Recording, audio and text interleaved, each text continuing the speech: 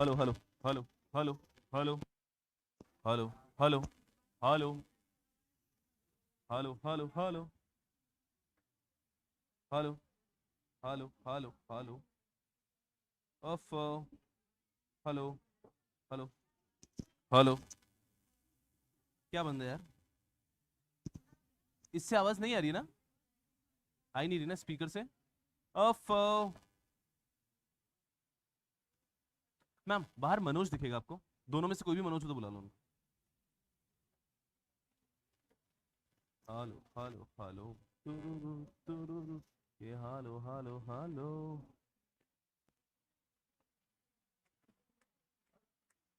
अरे माइक चालू नहीं है क्या? आवाज कहाँ आ रही है? हेलो। देखो ना। हाँ। Hello hello hello. आपके हिसाब से इसका वॉल्यूम कम कर रखा है ऐसा है? थोड़ा सा बढ़ा दो। थोड़ा सा बढ़ा दो। Hello hello hello. अलग क्यों लग रहा है जैसा? नहीं आवाज नहीं आ रही। देखो चालू है माइक, पक्की बात है। हाँ। हेलो। हाँ अब आई। अब आई अब आई। मनोज भाई। Hello hello. हाँ ठीक ठीक है। यस पीपल चलिए। Nice.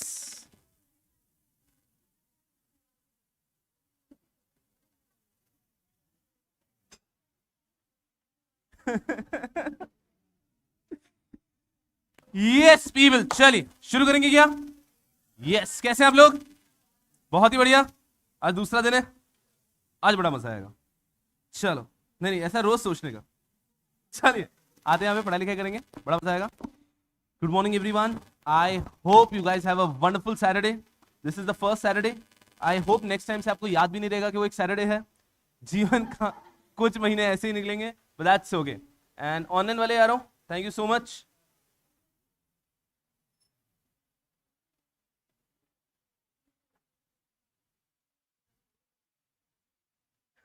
Thank you so much. Dipal, Keshav, Tejas, Vanshika, all of you a very good morning and I hope you're going to do great. चलिए हर्षदा। यस यारा कल हमने क्या किया था उसकी बात करते हैं। वैसे अभी तक इधर आ जाओ सब लोग, इधर आ जाओ ठीक है। वैसे अभी तक मैं आपको सब्जेक्ट तक लेके ही नहीं गया हूं। जैसे कि मुझे आपको बहुत कुछ बताना है। एकदम इधर आओ। यस मुझे आपको बहुत कुछ बताना है जैसे कि आपके जो सब्जेक्ट का नाम मैंने बता दिया था सीएमएसएल।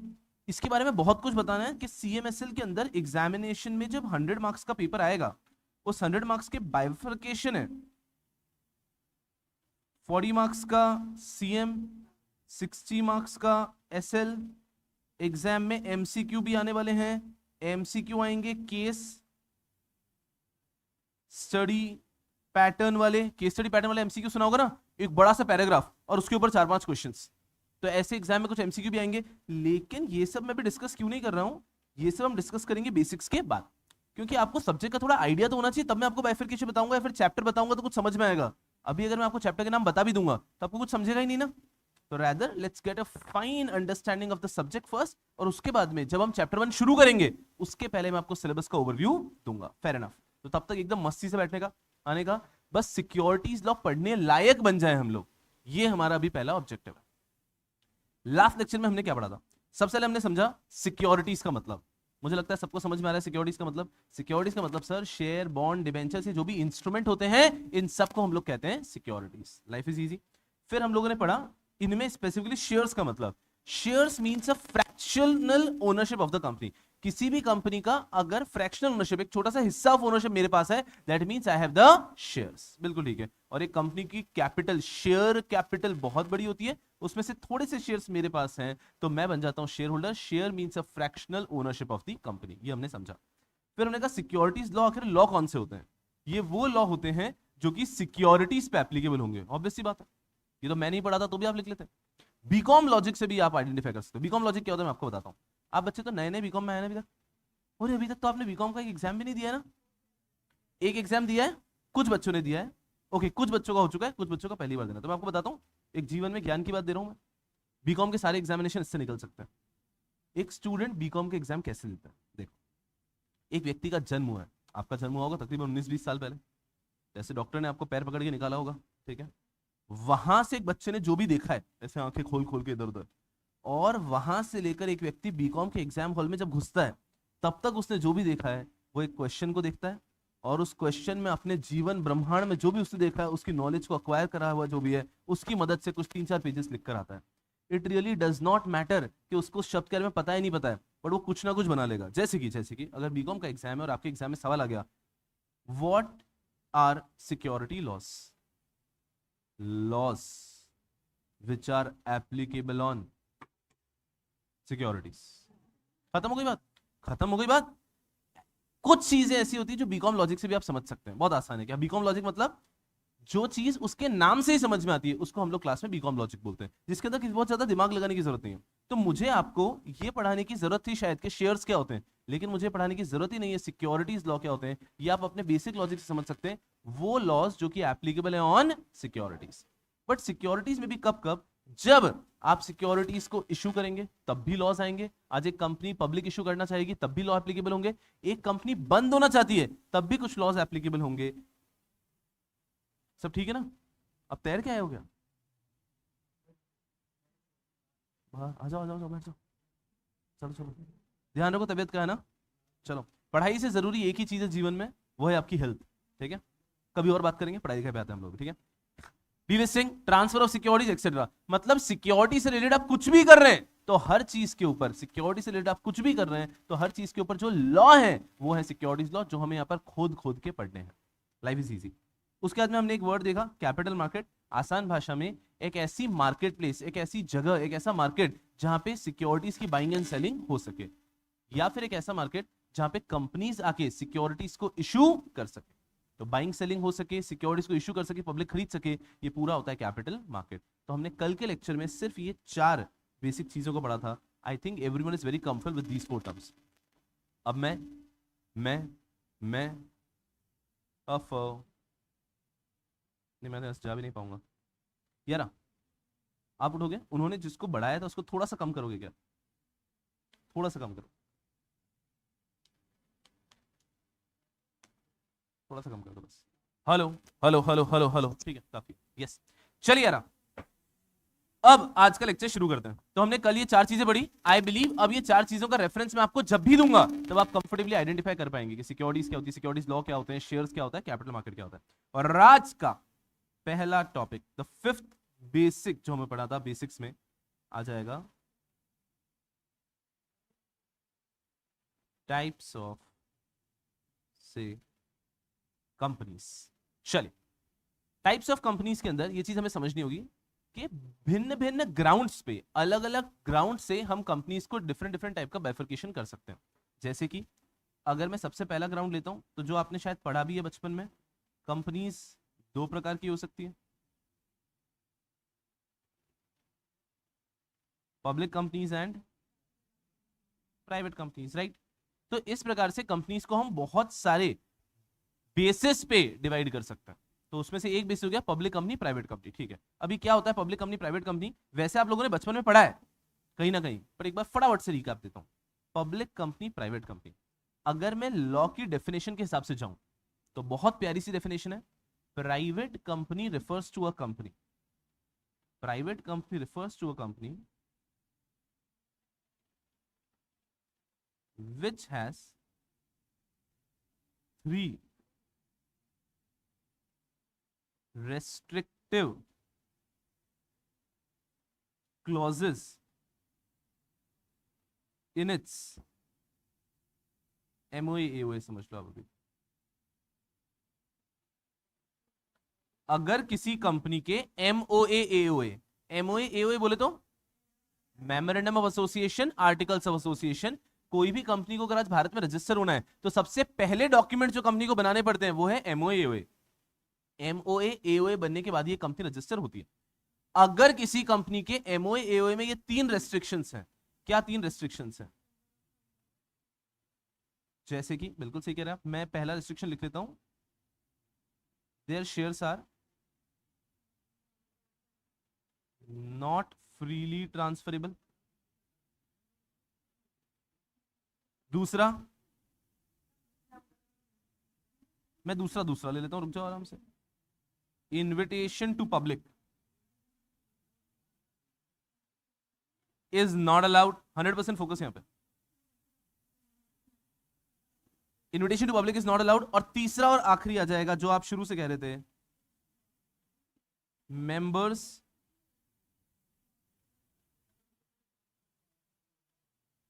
Can not exceed 200। एकदम सिंपल।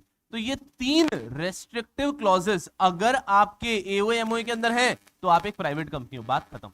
तो अगर आपको कोई भी कंपनी को चेक करना है कि ये प्राइवेट है पब्लिक है, ऑब्वियसली उसके नाम से भी हम चेक कर सकते हैं, बट वो बात का फीचर है। लॉ सबसे इंपॉर्टेंट फीचर ये कहता है, आपके आर्टिकल्स ऑफ एसोसिएशन, आपके मेमोरेंडम ऑफ एसोसिएशन में अगर तीन रेस्ट्रिक्टिव क्लॉजेस हैं, तीनों में रेस्ट्रिक्शन दिख रहा है, देखो, shares are not freely transferable, invitation to public is not allowed, and members can not exceed 200। तो ये तीन रेस्ट्रिक्शन हुए ना, ये तीन रेस्ट्रिक्शंस बना रखे हैं। तो अगर किसी भी कंपनी के एओए एमओए के अंदर ये तीन रेस्ट्रिक्शंस हैं तो वो कंपनी बन जाएगी प्राइवेट का। इसको याद रखने के लिए एक आसान सी मेमोरी टेक्निक है, सिम। किसी भी कंपनी के एओए एमओए के अंदर अगर सिम है तो वो प्राइवेट कंपनी। किसी भी एओए एमओए के अंदर, किसी भी कंपनी के एओए एमओए के अंदर अगर सिम है तो वो है प्राइवेट कंपनी। अब इससे क्या जीवन में कभी भूलोगे नहीं। सिम है, एस बोले तो shares not freely transferable, I बोले तो invitation to public not allowed, M बोले तो मेंबर्स कैन नॉट एक्सीड 200। तो अगर ये रेस्ट्रिक्शन है तो वो हो जाएगी एक प्राइवेट कंपनी। अब पब्लिक कंपनी की डेफिनेशन से तो प्यार है मुझको। क्या डेफिनेशन बनाई है बनाने वाले ने, क्या डेफिनेशन बनाई है, बिल्कुल फुल। ये वही व्यक्ति था जो सीएससीईटी का एग्जाम देकर बैठा था और उसको जबरदस्ती क्लास के लिए बुला लिया। तो पूरे आलस के साथ डेफिनेशन बनाई गई। Public company refers to a company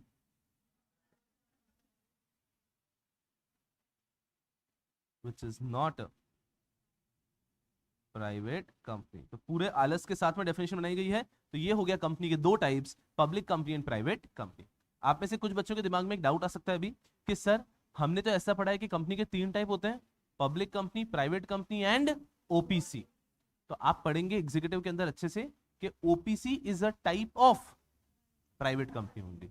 तो अगर अपन रजिस्टर करने जाते हैं तो रजिस्ट्रेशन के लिए दो ही टाइप की कंपनी होती है, public company and private company. OPC private में ही इंक्लूडेड हो जाती है। तो एकदम आसान तरीके से दो प्रकार की कंपनी होती है, पब्लिक कंपनी, प्राइवेट कंपनी। ये हमें ऑलरेडी पता था, अब आज कुछ नया पढ़ते हैं। चल, टाइप्स ऑफ कंपनीज में दूसरा कैटेगरी, कंपनीज दो प्रकार की हो सकती हैं,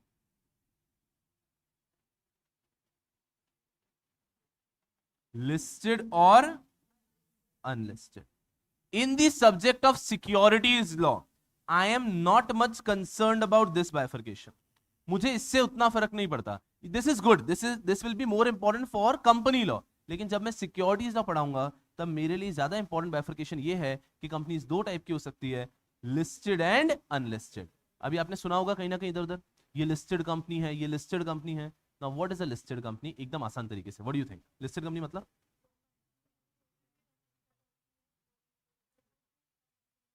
दो प्रकार की चीजें मिली मुझे। एक मिली जो रिकॉग्नाइज स्टॉक एक्सचेंज में रजिस्टर्ड है, जो सेबी में रजिस्टर्ड है, ऐसा कुछ। स्टॉक एक्सचेंज, स्टॉक एक्सचेंज को पकड़ के चलना है। What do you mean by listed company? आसान से देखना है यहाँ पे, आसानी से, अभी बहुत अच्छे से पढ़ेंगे हम लोग। A company will be a listed company, company which is listed on a recognized stock exchange। एकदम आसान भाषा में, a listed company means a company which is listed on a recognized stock exchange। तो ऑटोमेटिकली डेफिनेशन अनलिस्टेड की भी आ जाती है, company which is not listed। पढ़ाने की जरूरत ही नहीं है। on any recognized stock exchange। चलो, नहीं सर आप कुछ भी बोल रहे हो, आप पहले ये तो बताओ what do you mean by stock exchange?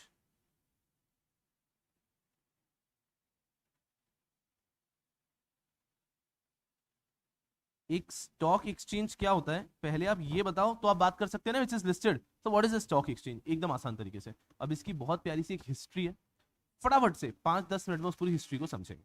चलो, एकदम मजे में बैठो। आप में से कितने लोग पुणे से बाहर के? अरे बहुत सारे लोग, बहुत ही बढ़िया। जब आप लोग पुणे में आए होंगे पहली बार, ठीक है, तब आपको एक चीज चाहिए होगी सबसे पहले, रहने के लिए घर, राइट? अब जब घर ढूंढ रहे हैं आप, तो you must be looking for PG, hostels, और someone might be looking for a flat. So one thing तो इज कि आपको इजीली अपने पर्सनल लेवल पे मिल गया। सेकेंड थिंग इज कि you might have approached a broker, कि आपको कहीं कोई ब्रोकर मिला होगा, वो ब्रोकर ने कहा होगा कि मैं आपको फ्लैट दिलवा दूंगा, ठीक है?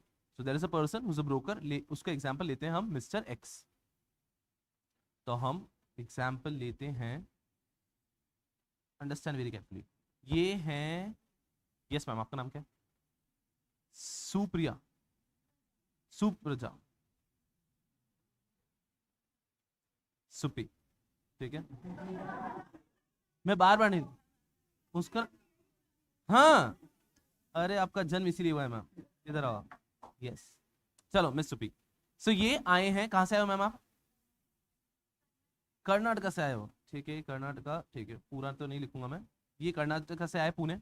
Now she wants a flat to stay in Pune, very logical, इनको एक फ्लैट चाहिए, ठीक है? पुणे में बहुत सारे ऐसे लोग हैं जिन्होंने ये बिजनेस कर रखा है कि जो भी लोग ओनर लोग होते हैं, जो फ्लैट ओनर्स हैं,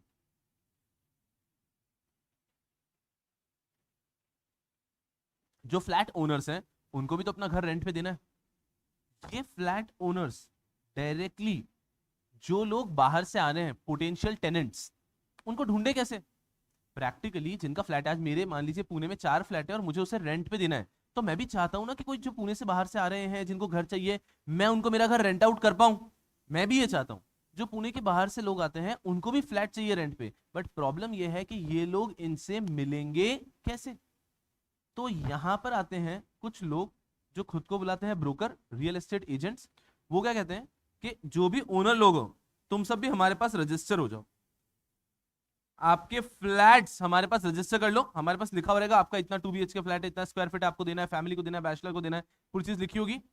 और जो भी पोटेंशियल टेनेंट है जिनको घर चाहिए, वो भी हमारे पास आ जाएंगे, हम उनको बता देंगे हमारे पास ये 6 फ्लैट्स है इस एरिया में, पसंद कर लो आपको कौन सा चाहिए, और उनमें से एक आपको दिलवा देंगे। ये करने के अगेंस्ट वो क्या कोई पब्लिक सर्विस कर रहे हैं क्या? वो क्या लेते हैं आपसे? कमीशन, या फिर आप उसको कह सकते हैं ब्रोकरेज। और वो सेम सिमिलर टाइप का ब्रोकरेज इवन सेलर से भी लेते हैं, वो सेलर से भी ब्रोकरेज लेते हैं, क्योंकि उनका घर रेंट आउट करवाया, और आपसे ब्रोकरेज लेते हैं बिकॉज आपको घर लेके दिया। ये बिजनेस मॉडल आपने अपने अपने होम टाउन सिटी हर जगह देखा ही होगा, राइट? सेम चीज रेंट के लिए भी फंक्शन करता है, सेम चीज परचेज के लिए भी फंक्शन करता है। आपको आज घर खरीदना है तो भी आप एक ब्रोकर के पास जाते हैं, उसके पास बहुत सारे लोग होते हैं जिनको घर बेचना है, और वो आपको मिला देता है, डील करवा देता है, और दोनों से 1% या एक अमाउंट ऑफ ब्रोकरेज ले लेता है। This is a very set established business. 1950s के दौरान सिमिलर बिजनेस शुरू हुआ था for shares also. There were certain people who called themselves as broker, बस उनके नाम के आगे मैं लगा देता हूं,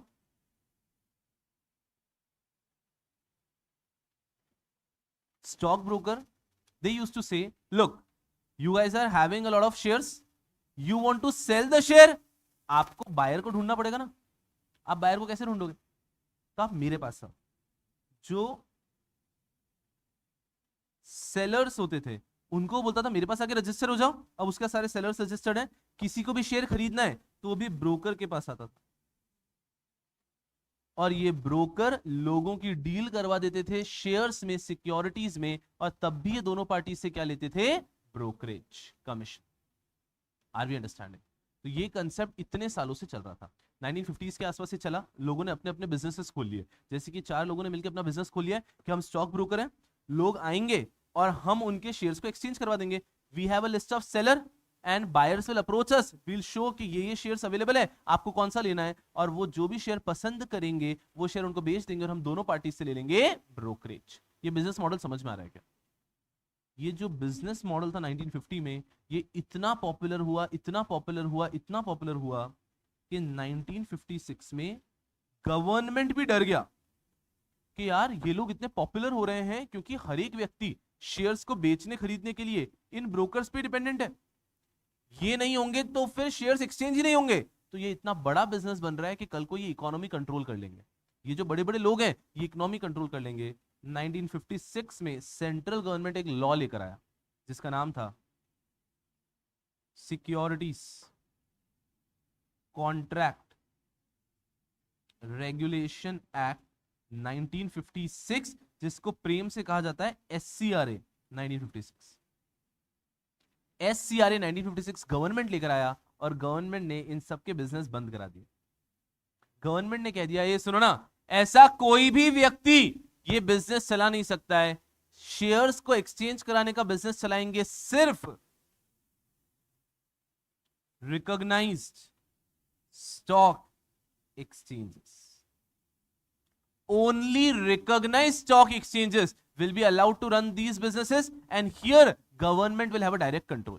कि सरकार इनके ऊपर डायरेक्ट कंट्रोल रखेगी और ये हर कोई व्यक्ति जो है उनको बिजनेस चलाने नहीं दिया जाएगा। ये बिजनेस सिर्फ गवर्नमेंट की निगरानी में चलेगा अंडर SCRA 1956। तो तब जितने भी लोग ऐसे ब्रोकर का बिजनेस करते थे उन सबको इस एक्ट में आना पड़ा और खुद को बनाना पड़ा एक रिकॉग्नाइज स्टॉक एक्सचेंज। रिकॉग्नाइज का मतलब समझते हो, किसी अथॉरिटी ने आपको अप्रूवल दिया है।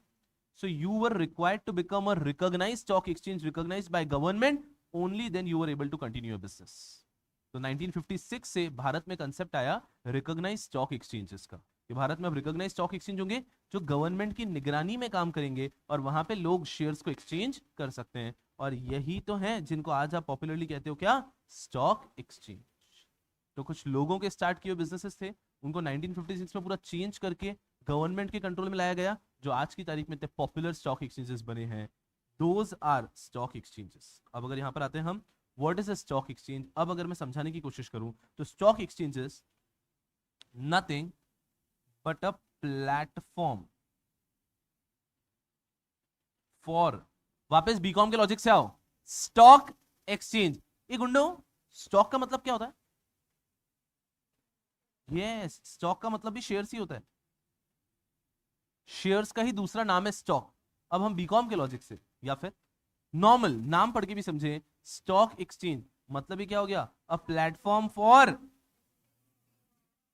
Exchange of shares. इजी, एक प्लेटफॉर्म बना जहां पे शेयर्स एक्सचेंज कर सकते हैं। फिर धीरे धीरे धीरे धीरे उन्होंने इसको मॉडिफाई किया और यहाँ पे डिबेंचर्स वगैरह सबको एक्सचेंज चालू कर दिया। तो शेयर्स और ब्रैकेट में अब मैं लिख देता हूं securities.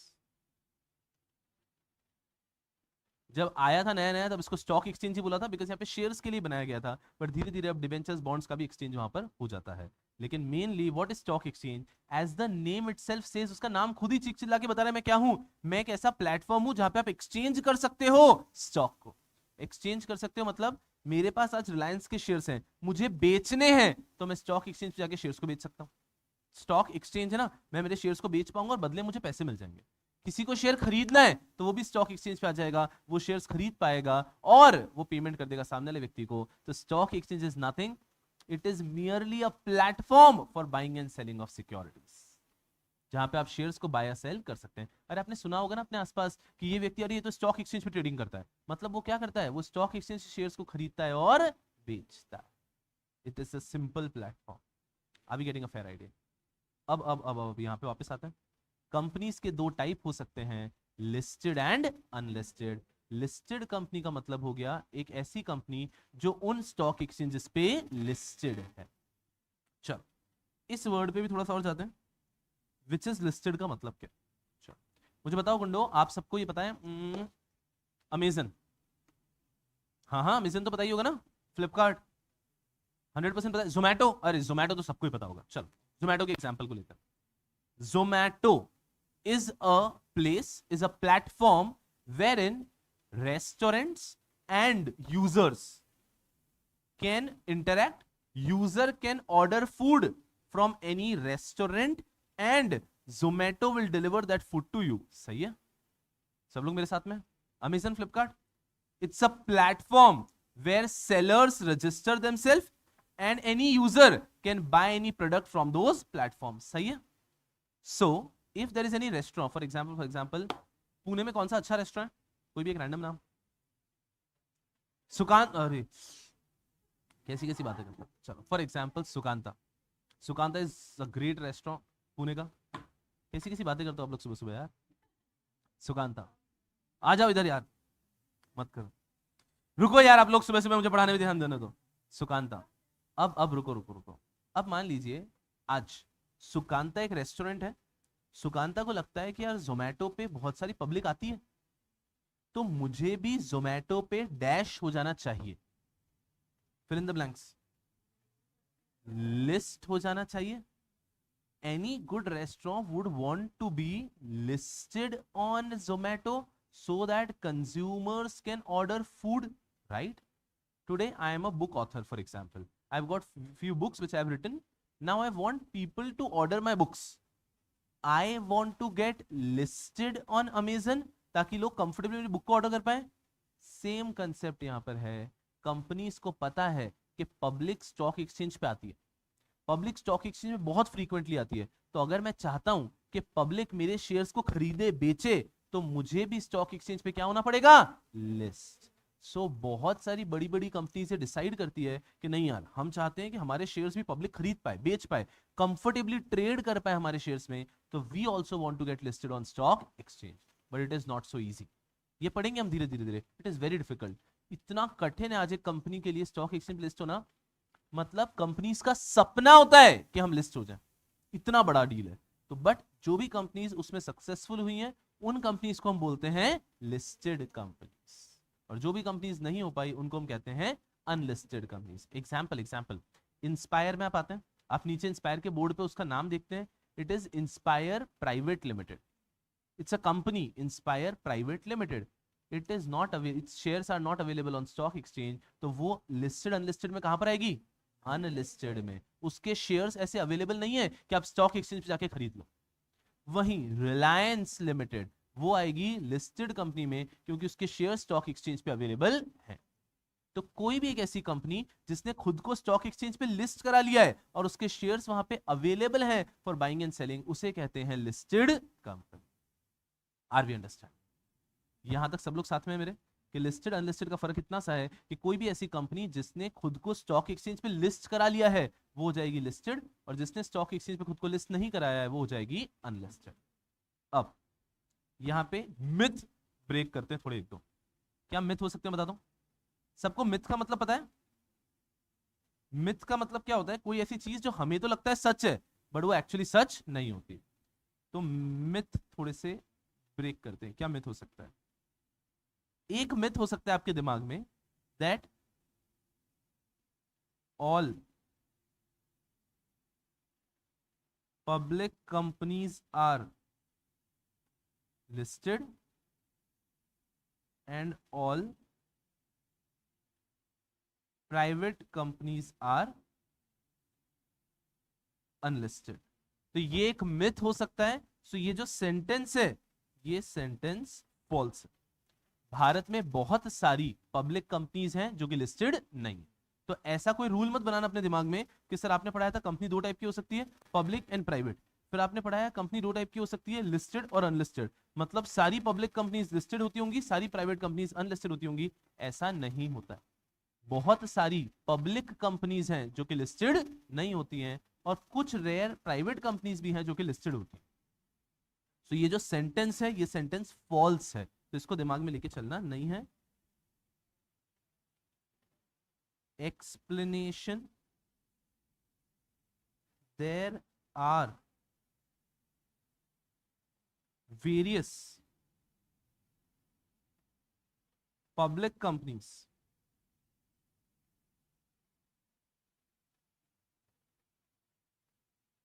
which are unlisted, and there are also a few private companies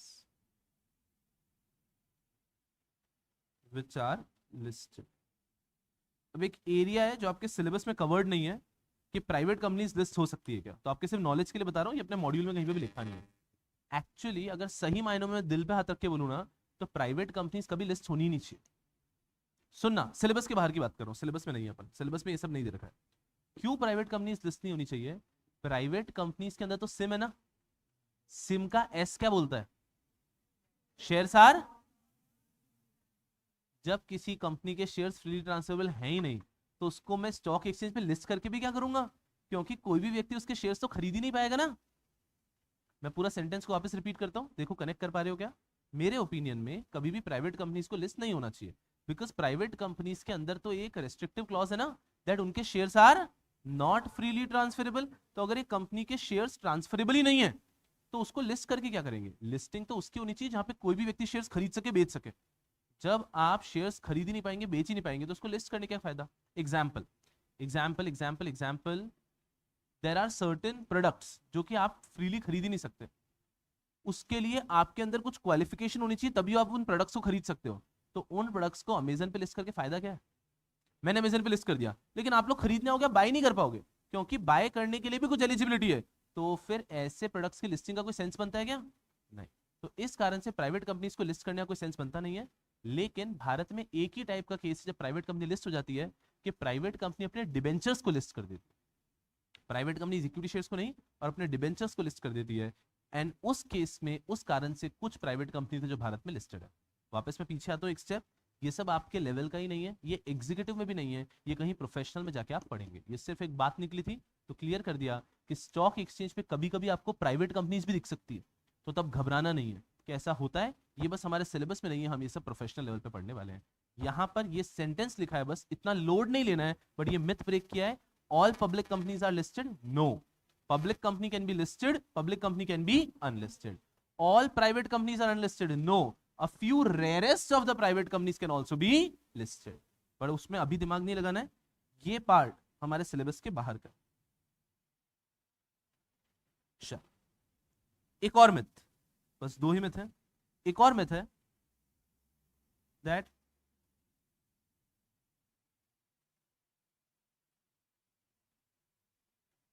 private companies means small company. हमें लगता है कि सर पब्लिक कंपनी मतलब बड़ा कंपनी, प्राइवेट कंपनी मतलब छोटा कंपनी, लिस्टेड कंपनी मतलब बहुत बड़ा कंपनी, अनलिस्टेड कंपनी मतलब छोटा कंपनी। ऐसा होता नहीं। एक एग्जांपल लेता हूं, Ravi foods private limited. Ravi foods private limited is an Hyderabad based company. आपने कभी कुछ बिस्किट्स खाए होंगे, चिप्स खाए होंगे, जिसका नाम होता है ड्यूक्स। अगर कभी ड्यूक्स नाम से कुछ बिस्किट्स और चिप्स आते थे, वो रवि फूड्स प्राइवेट लिमिटेड करके हैदराबाद की कंपनी है। उनका टर्नओवर साल का है 1000 करोड़ का, 1000 करोड़ के टर्नओवर की कंपनी है वो, but still it is a private company. So ऐसा भी नहीं होगा कि बड़ी कंपनी मतलब पब्लिक कंपनी, लिस्टेड कंपनी, छोटी कंपनी मतलब प्राइवेट कंपनी। ऐसा भी नहीं होता है। ये कंपनी के प्रमोटर का चॉइस होता है कि उसको कंपनी को प्राइवेट रखना है या पब्लिक रखना है। आसान भाषा में, ज्यादा पब्लिक प्राइवेट में नहीं जाऊंगा, ये आप कंपनी लॉ में पढ़ेंगे, लेकिन आसान भाषा में एक व्यक्ति जिसको पब्लिक से पैसा लेना है वो बनाएगा एक पब्लिक कंपनी। जिस व्यक्ति को लगता है कि मेरे पास खुद के पास पैसा है, रवि फूड्स प्राइवेट लिमिटेड जो लोग चला रहे हैं उनको लगता है हमारे पास बहुत पैसा है, हमें पब्लिक से पैसा लेने की जरूरत ही नहीं है, सो दे डिसाइड कि हमें पब्लिक कंपनी फॉर्म नहीं करनी है। Flipkart was a private company. Flipkart एक प्राइवेट कंपनी था, क्योंकि फ्लिपकार्ट स्टार्ट किया था बंसल ब्रदर्स ने, if I am not wrong. Bansal brothers ने फ्लिपकार्ट स्टार्ट किया, उनको लगा कि हमें पब्लिक से पैसा लेने की कोई जरूरत नहीं है, so we can start a company as Flipkart private limited. तो ये एक चॉइस है। जोमेटो जब स्टार्ट किया तब उन्होंने डिसाइड किया कि नहीं, हमें पब्लिक कंपनी बनानी है, क्योंकि हम पब्लिक से पैसा लेना चाहते हैं। तो एक मिथ ब्रेकर दिमाग में ये रखना है कि ऐसा नहीं होता है कि private companies are always small company. Private companies भी बड़ी हो सकती है, बस वो पब्लिक का पैसा नहीं ले रहे। बट खैर इतना नहीं, बस ये मिथ था तो जो ब्रेक करना था। और यहां पे ले लेता हूं मैं explanation. Example, Ravi foods private limited has an annual turnover of 1000 crore. यारो 1000 करोड़ बहुत ज्यादा हो जाता है। एक बहुत सुंदर चीज क्या है, आप लोग जब भी एज ए स्टूडेंट पढ़ते हो ना, तो सिंस यू स्टडीड अकाउंट्स वगैरह, आपको सारे फिगर्स दिखते हैं फिक्टिशियस के। तो एग्जाम में क्वेश्चन में कुछ भी लिख देते होंगे, 1000 करोड़, 10,000 करोड़। सिक्योरिटीज लॉ में हम जो भी फिगर्स पढ़ेंगे वो सब रियल है, वो एक्चुअल कंपनीज के फिगर देखेंगे। तो रवि फूड्स का एक्चुअल टर्नओवर है 1000 करोड़। अब बस दिमाग लगाओ, 1000 करोड़ ये उनका actual turnover, it's so huge, 1000 crore, and it is a private company. तो बस दिमाग में मिथ नहीं रखना है कि प्राइवेट कंपनी मतलब छोटा कंपनी। हाँ, ये मैंने एक्सेप्शनल एग्जांपल लिया है, और जनरली स्पीकिंग ये बोला जा सकता है कि private company is a small company, but as a lawyer, as a student, as a CS, as a CA, हम ये नहीं बोल सकते private company is a small company, because अपनी बात को पकड़ा जाएगा। बट एक लेमैन बोल सकता है, समझ रहे हो, एक लेमैन न्यूज़पेपर में ऐसा आ सकता है कि हाँ प्राइवेट कंपनी मतलब छोटी कंपनी, लेकिन लीगली स्पीकिंग ऐसा कुछ नहीं होता है। प्राइवेट कंपनी के अंदर भी आपका टर्नओवर हजारों करोड़ का हो सकता है। Are we understand? Easy peasy. तो ये दो मिथ ब्रेकर हुए, छोड़ो, हम लोग आते हैं और नॉर्मल सिलेबस पे। आज के लेक्चर की शुरुआत में हमने देखा कि कंपनी दो प्रकार की हो सकती है। ये तो मुझे पढ़ाना नहीं था, ये तो मैंने ऐसे ही पढ़ा दिया कंपनी लॉ को लिंक करते हुए। मुझे ये पढ़ाना था कि कंपनी दो प्रकार की हो सकती है, लिस्टेड एंड अनलिस्टेड। एक ऐसा कंपनी जिसका शेयर स्टॉक एक्सचेंज पे अवेलेबल है वो हो जाएगी लिस्टेड कंपनी, और एक ऐसा कंपनी जिसका शेयर स्टॉक एक्सचेंज पे अवेलेबल नहीं है वो हो जाएगी अनलिस्टेड का। ठीक है सर। स्टॉक एक्सचेंज क्या होता है ये भी हमने समझा। स्टॉक एक्सचेंज सर एक प्लेटफॉर्म है जहां पे आपके शेयर्स लिस्ट होते हैं, जहां पे आपके शेयर्स एक्सचेंज किए जा सकते हैं। चल, जवाब मत देना।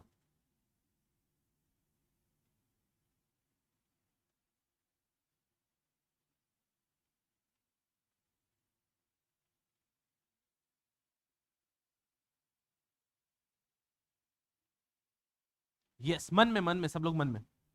How many stock exchanges are there in India? भारत में कितने स्टॉक एक्सचेंजेस हैं? मन में एकदम आराम से। तो बहुत लोगों के मन में से आवाज आ रही है, कुछ लोगों की तेज भी आ गई। Two, right? Which is wrong, which is wrong. भारत में कितने स्टॉक एक्सचेंजेस, अगर उसको हम देखने जाते हैं, लिसन, ये गाने नहीं सुनने हमको, इधर आ जाओ, गूगलिया stock exchange in India. In India रखना भूल गए हम, इन इंडिया। चलो देखो, लिस्ट दिख रही है। लंदन वंडन नहीं देखते हम लोग। यस, यहाँ पे देखते हैं कि भारत में कितने स्टॉक एक्सचेंजेस हैं। चलिए, पहला बीएससी दिख रहा है, ये तो पॉपुलर वाला है, ज्यादातर लोगों ने नाम सुना ही होगा, बॉम्बे स्टॉक एक्सचेंज। एड्रेस वगैरह दिख रहा है, दलाल स्ट्रीट मुंबई, परमानेंट है। सेगमेंट वगैरह आपको बहुत लेट समझ में आएगा, अभी नहीं समझ में आएगा। उसके बाद में आते हैं कैलकाटा स्टॉक एक्सचेंज। हाँ, nice. So Calcutta also has its own stock exchange, wonderful. Next metropolitan stock exchange दिख रहा है, उसके बाद में मल्टी कमोडिटी एक्सचेंज दिख रहा है, फिर नेशनल कमोडिटी डेरिवेटिव दिख रहा है, फिर इंडियन कमोडिटी एक्सचेंज दिख रहा है, और लास्ट में वापस एक पॉपुलर वाला दिख रहा है हमको, नेशनल स्टॉक एक्सचेंज। ठीक है, इसके बाद में कुछ स्टॉक एक्सचेंजेस थे जिनको बंद कर दिया गया है। देखो, list of stock exchange which have been granted exit. तो उसमें हैदराबाद का था, कोयम्बटूर का था, मैंगलोर का था, कोचिन का था, बैंगलोर का था, लुधियाना का था, गुवाहाटी का था, भुवनेश्वर का था, जयपुर का था, और 13 नंबर पे क्या दिख रहा है? Pune stock exchange. पुणे के पास अपना स्टॉक एक्सचेंज भी था। सो ये भी मिथ है कि भारत में सिर्फ दो स्टॉक एक्सचेंज है। सच्चाई ये है कि वो दो सबसे पॉपुलर स्टॉक एक्सचेंज है। इट इज समथिंग लाइक पानी की बोतल और बिस्लरी। हम भी बोलते हैं ना कि बिस्लरी, बिस्लरी के अलावा भी तो बहुत सारी पानी की बोतल है।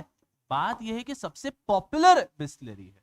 तो अगर मैं यहां पर आता हूं कि हमारा सवाल है how many stock exchange are there in India, मैं यहां पर एक नंबर नहीं लिख सकता, मैं 7 नहीं लिख सकता। क्यों नहीं लिख सकता? हो सकता है कि 6 महीने बाद 7 के 6 हो जाए, या 7 के 8 हो जाए। तो मैं क्या लिखता हूं? There are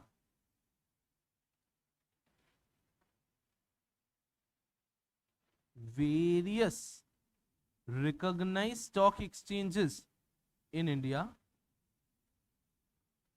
Most popular of them are BSE and NSE.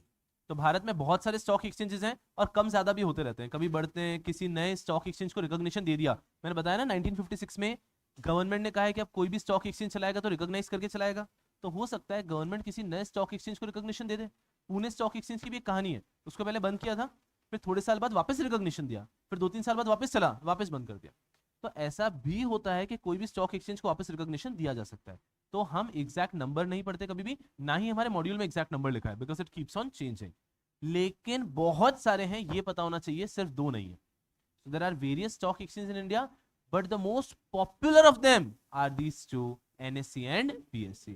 इसलिए लेमैन नॉर्मली न्यूज़पेपर के माध्यम से हमको पता लगेगा कि दो ही होते हैं, लेकिन और भी बहुत सारे होते हैं। तो सबसे पॉपुलर हैं एनएससी और BSc, Bombay stock exchange and national stock exchange. चलो आप मुझे बताओ ऐसी ओला उबर, इनका और भी कॉम्पिटिटर है मेरू, रैपिडो। ओला उबर मेरू रैपिडो, और कोई सा पता है क्या? Taxi for sure, taxi for sure.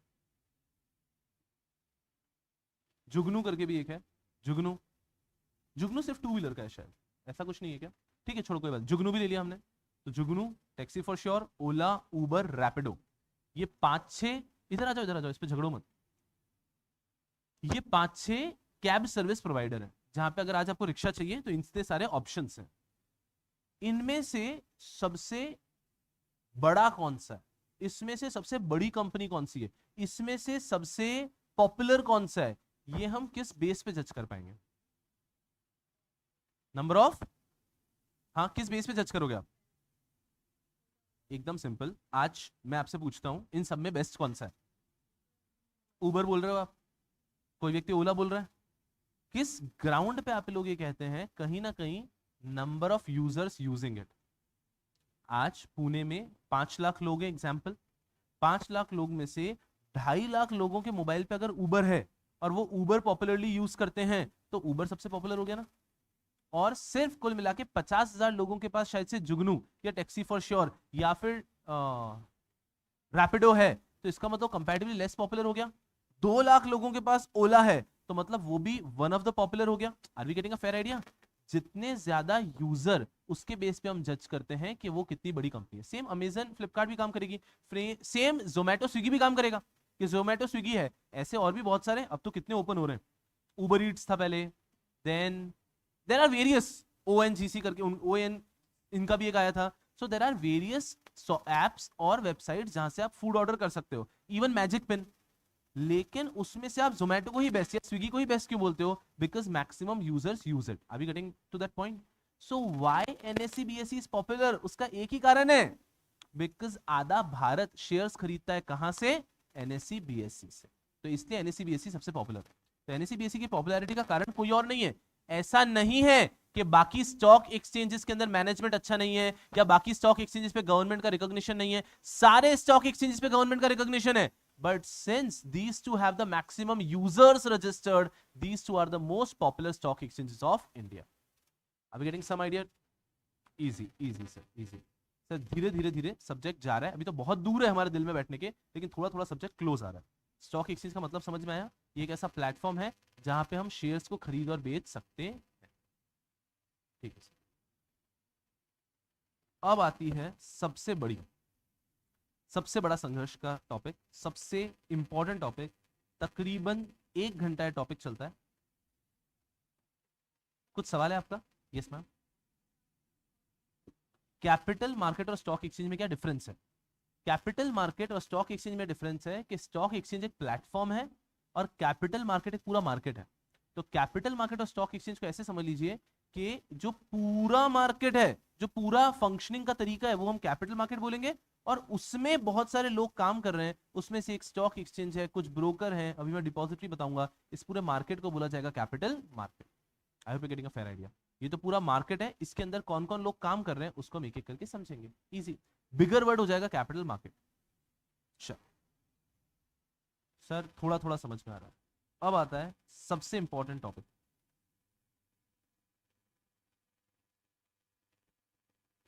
Ecosystem of shares trading in India. अगर आप बच्चे ये समझ गए ecosystem of share trading in India, तो मेरा सब्जेक्ट पढ़ाना 50% ईजी हो जाएगा।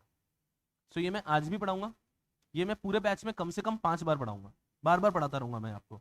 अगर इकोसिस्टम आपको समझ में आ गया तो मेरे को ये सब्जेक्ट पढ़ाना बहुत ईजी हो जाएगा। तो समझने की कोशिश करना। वापस थोड़ा सा डिफिकल्ट है, डिफिकल्ट इसलिए क्योंकि थोड़ा सा कॉम्प्लेक्स है, बहुत लोग इन्वॉल्व है इसके अंदर, लेकिन अगर थोड़ा सा दिमाग लगाए ना तो समझ जाएगा। 100% focus on the screen, ecosystem of share trading in India. अच्छा, सबसे पहले इकोसिस्टम का वर्ड का मतलब समझता है क्या? जैसे कि गूगल ने एक इकोसिस्टम बनाया है जिसके अंदर हम फंस चुके एज एन हम उस पर डिपेंडेंट हो जाते हैं। Apple has got a ecosystem कि एप्पल क्या करता है, एप्पल के मोबाइल फोन रखता है, फिर आईपैड रखता है, फिर वो भी एयरपॉड्स रखता है, एक ऐसा इकोसिस्टम बना देता है जिससे कि हम और कोई प्रोडक्ट को यूज ही नहीं कर पाए। आज मेरे पास अगर एप्पल का मोबाइल फोन है और ये ही एप्पल का आईपैड है, sending a photo is so easy कि मैं फिर एक एंड्रॉइड यूज करूंगा तो मुझे बहुत परेशानी होगी। When I am using Google, मेरा जीमेल पे है, मैं जीमेल पे काम कर रहा हूं, तो मेरे को यूट्यूब यूज करना भी इजी जाएगा, मुझे गूगल का ड्राइव यूज करना भी जाएगा। लेकिन अगर वही मैं जीमेल नहीं यूज करके याहू यूज कर रहा हूं तो मुझे यूट्यूब में भी डिफिकल्टी आएगी। लॉग इन करते जीमेल का आईडी बनाना ही पड़ेगा। What is an ecosystem? Ecosystem का मतलब ऐसा होता है कि वो अपने ही सारे प्रोडक्ट्स को इतना अच्छे से प्लेस कर देते हैं कि वो सब सिंक में काम कर। तो अब हमें समझना है ecosystem of share trading in India. थोड़ा सा क्रिटिकल है, बट अगर आप फोकस करोगे तो समझेगा। इसके बीच में सेंटर पॉइंट आ रहा है स्टॉक एक्सचेंज। पूरी क्लास का 100% फोकस यहां पे।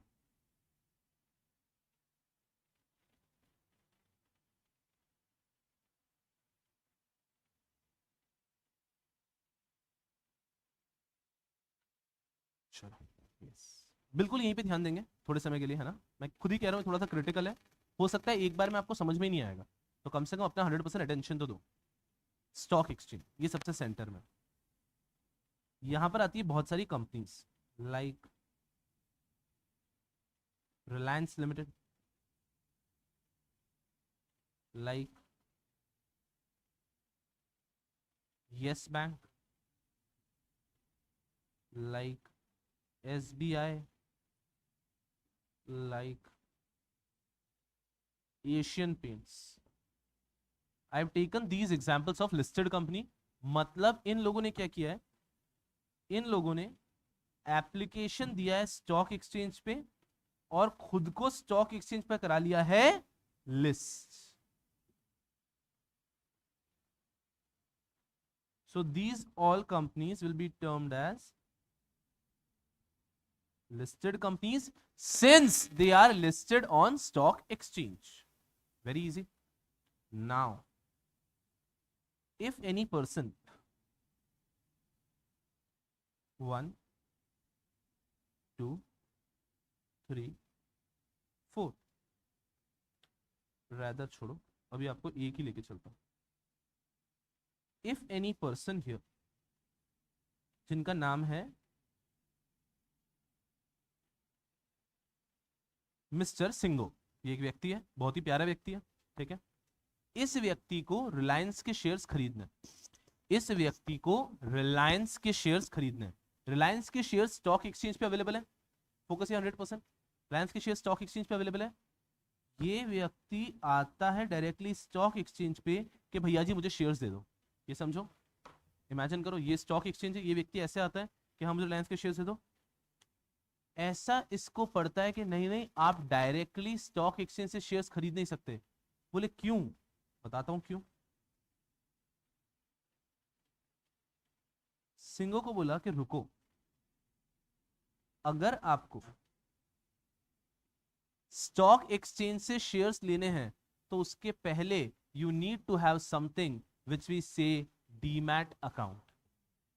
तो अगर आपको स्टॉक एक्सचेंज से कोई शेयर खरीदने, आज कल मैंने आपको रिलायंस के शेयर का प्राइस दिखाया था 2500 के आसपास, नहीं येस बैंक का देखा था हमने 17-18, वोडाफोन आइडिया देखा था हमने 7-8 रुपए का था, एमआरएफ देखा था 1 लाख समथिंग का था। तो आप अगर बोलते हो कि सर ये लो 17 रुपए एक शेयर दे दो वोडाफोन आइडिया का, तो मैं आपको ऐसे शेयर्स नहीं दे सकता। अगर आपको स्टॉक एक्सचेंज से शेयर्स खरीदने हैं तो you first have to understand very carefully, you first have to go to a broker. आपको एक ब्रोकर के पास जाना होगा। जैसे कि आपने नाम सुना होगा इंडिया में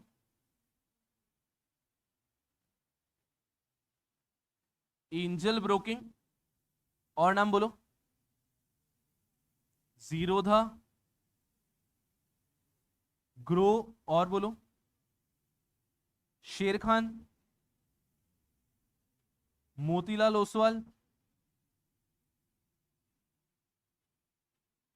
एचडीएफसी सिक्योरिटीज, एसबीआई सिक्योरिटीज। ये सब लोग कौन है? ब्रोकर, स्टॉक ब्रोकर कहते हैं इनको हम मार्केट में, स्टॉक ब्रोकर। अगर आपको स्टॉक एक्सचेंज से शेयर लेने हैं, आप डायरेक्टली स्टॉक एक्सचेंज के पास नहीं जा सकते, आपको पहले जाना होगा एक ब्रोकर के पास।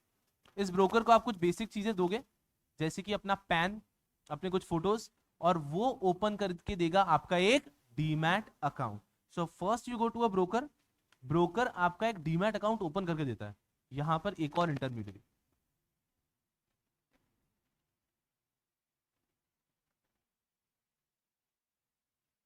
डिपॉजिटरी।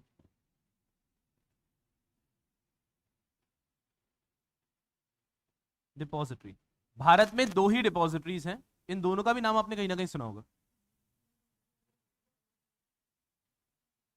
NSDL, CDSL. एनएसडीएल का फुल फॉर्म यारों, ऐसे ही ट्राई कर रहे हैं, कोई प्रॉब्लम नहीं, मजे में। नेशनल सिक्योरिटीज डिपॉजिटरी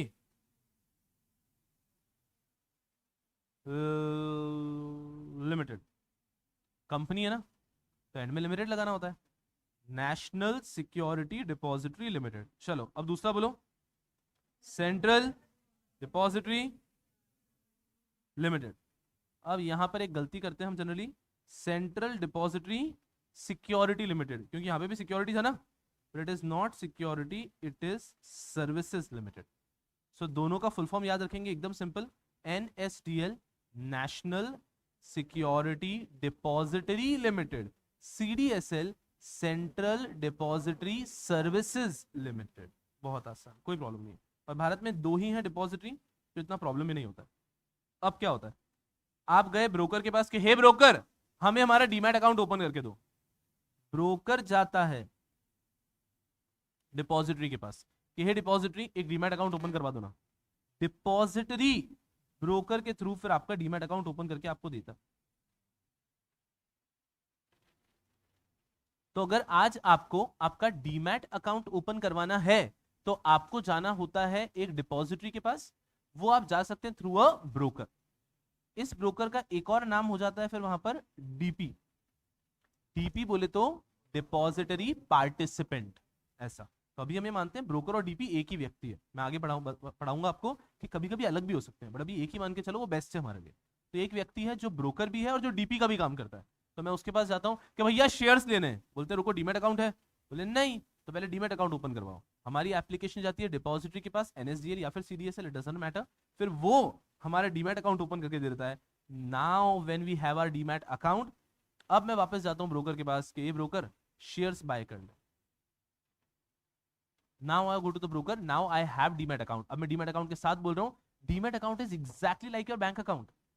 जैसे अपना बैंक अकाउंट होता है वैसे ही डीमैट अकाउंट होता है। जैसे बैंक अकाउंट के अंदर आपको पैसे दिखते हैं कि हमारे पास 5,000, 2,000, 15,000 कितने रुपए बैंक अकाउंट में, वैसे ही डीमैट अकाउंट के अंदर दिखते हैं आपके पास कितने शेयर्स है। Very easy, very easy. अब मेरे पास डीमैट अकाउंट आ चुका है, अब मैं ब्रोकर के पास जाता हूं कि hey broker, I want to buy 100 shares of Reliance industries Limited. अब ब्रोकर बोलता है ठीक है, बिल्कुल कोई प्रॉब्लम नहीं है। ब्रोकर जाता है स्टॉक एक्सचेंज के पास और बोलता है कि मेरा क्लाइंट, ब्रोकर का क्लाइंट, मेरा क्लाइंट 100 शेयर्स खरीदना चाहता है रिलायंस के। अब ये स्टॉक एक्सचेंज पे आ गए। स्टॉक एक्सचेंज तो सिर्फ OLX है ना, स्टॉक एक्सचेंज तो सिर्फ एक मार्केट प्लेस है। अब स्टॉक एक्सचेंज देखता है उस समय पे कि क्या मार्केट में कोई भी व्यक्ति है जो रिलायंस के शेयर्स बेचना चाहता है। नॉर्मली भारत में एक ही चीज तो सबसे ज्यादा है, बताओ क्या? आबादी। तो आबादी बहुत ज्यादा है हमारे पास, तो हमें जनरली कोई ना कोई ऐसा व्यक्ति मिल जाता है। जैसे कि यहां पे हमने लिख दिया मिस्टर आकाश, अशोक कर देता हूं, mister Ashok. Now mister Ashok had also approached his broker. Obviously mister Ashok के पास ऑलरेडी क्या होगा, डीमैट अकाउंट होगा, जिसके अंदर उनके पास रिलायंस के शेयर्स होंगे। एग्जांपल लेता हूं 100 ही है, उनके पास 100 शेयर्स हैं रिलायंस इंडस्ट्रीज लिमिटेड के, 50 शेयर्स हैं यस बैंक के, ऐसे इनके बहुत सारे शेयर्स हो सकते हैं। मिस्टर अशोक भी अपने ब्रोकर को ऑर्डर देते हैं that I want to sell 100 shares of Reliance. ये ब्रोकर भी स्टॉक एक्सचेंज में आता है और बोलता है कि मेरा क्लाइंट 100 शेयर्स बेचना चाहता है, स्टॉक एक्सचेंज यही तो चाहता है। स्टॉक एक्सचेंज का एक ही काम है, क्या हुई, बस यही करता है। यहां से इसको शेयर सेल करने थे, तुझे सेल करने, हाँ तुझे बाय करने, डूइंग। यहां से इस व्यक्ति के अशोक के शेयर्स सिंगो को दिए जाएंगे, एंड सिंगो जो पेमेंट करेगा वो अशोक को दिया जाएगा, और दोनों साइड से स्टॉक एक्सचेंज क्या चार्ज करता है, ब्रोकरेज। दोनों लोगों से ब्रोकरेज लेगा। अब ये ब्रोकरेज सब में बटेगा, थोड़ा अशोक के ब्रोकर को मिलेगा, थोड़ा सिंगो के ब्रोकर को मिलेगा, थोड़ा ब्रोकरेज स्टॉक एक्सचेंज अपने लिए रखेगा, और इस प्रकार से पूरा ये बिजनेस चलता है। इसके एंड में क्या होगा मैं आपको बताता हूं, देखना, कोशिश करना समझने की। सिंगो का भी डीमैट अकाउंट आ चुका है ना, सिंगो ने भी अपना डीमैट अकाउंट ओपन कर लिया, पर वो खाली था क्योंकि उसने ऑर्डर प्लेस किया था to buy 100 shares of Reliance. Ashok wanted to sell 100 shares of Reliance. इन्होंने भी ऑर्डर प्लेस किया, इन्होंने भी ऑर्डर प्लेस किया, सही है। स्टॉक एक्सचेंज में आके ये ऑर्डर एग्जीक्यूट हो गया। अब एग्जीक्यूट होने का मतलब क्या है, सुनना अच्छे से। जो शेयर्स अशोक के डीमैट अकाउंट में थे, कहीं ना कहीं वो शेयर्स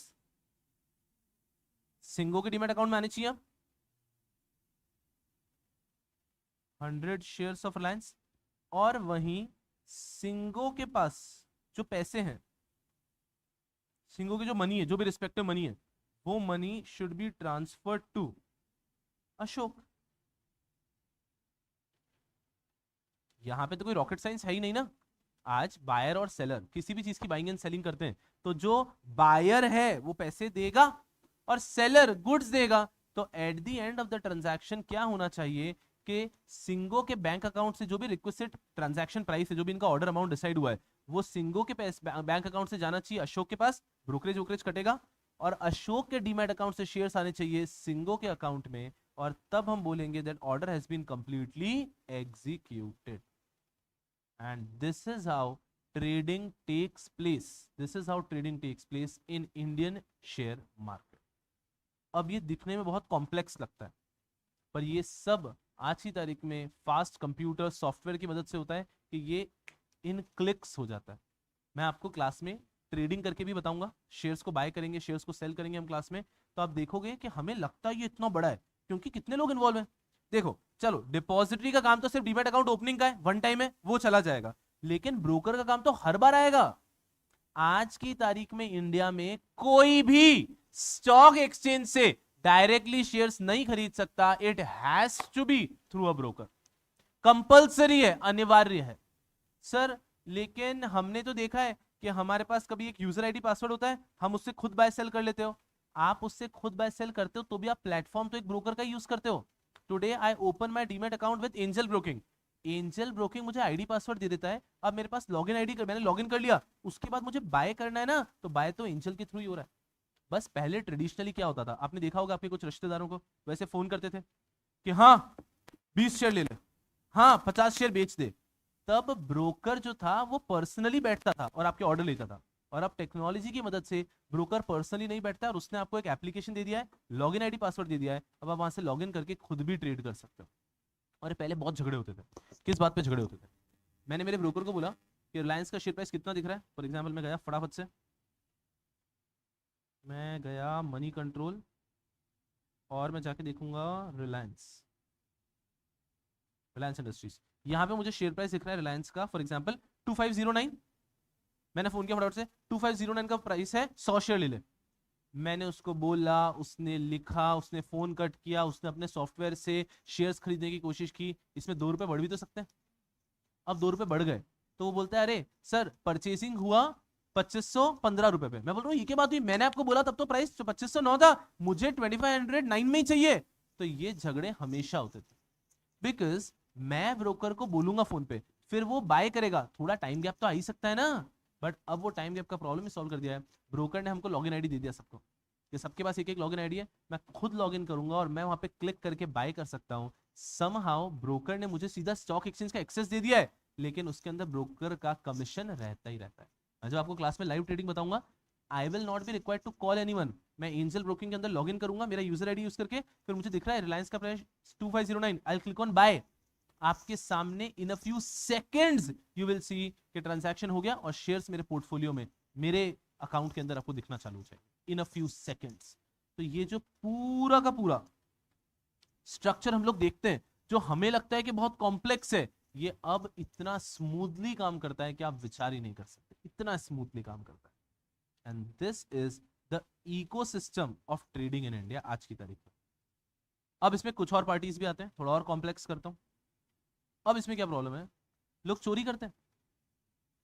देखो सिंपल हिसाब है, मौका मिलेगा तो चोरी करेंगे लोग, सिंपल हिसाब है, नॉर्मल रूल है। चलो ठीक है, चोर कौन होता है यारों, जल्दी से बताओ, चोर कौन होता है?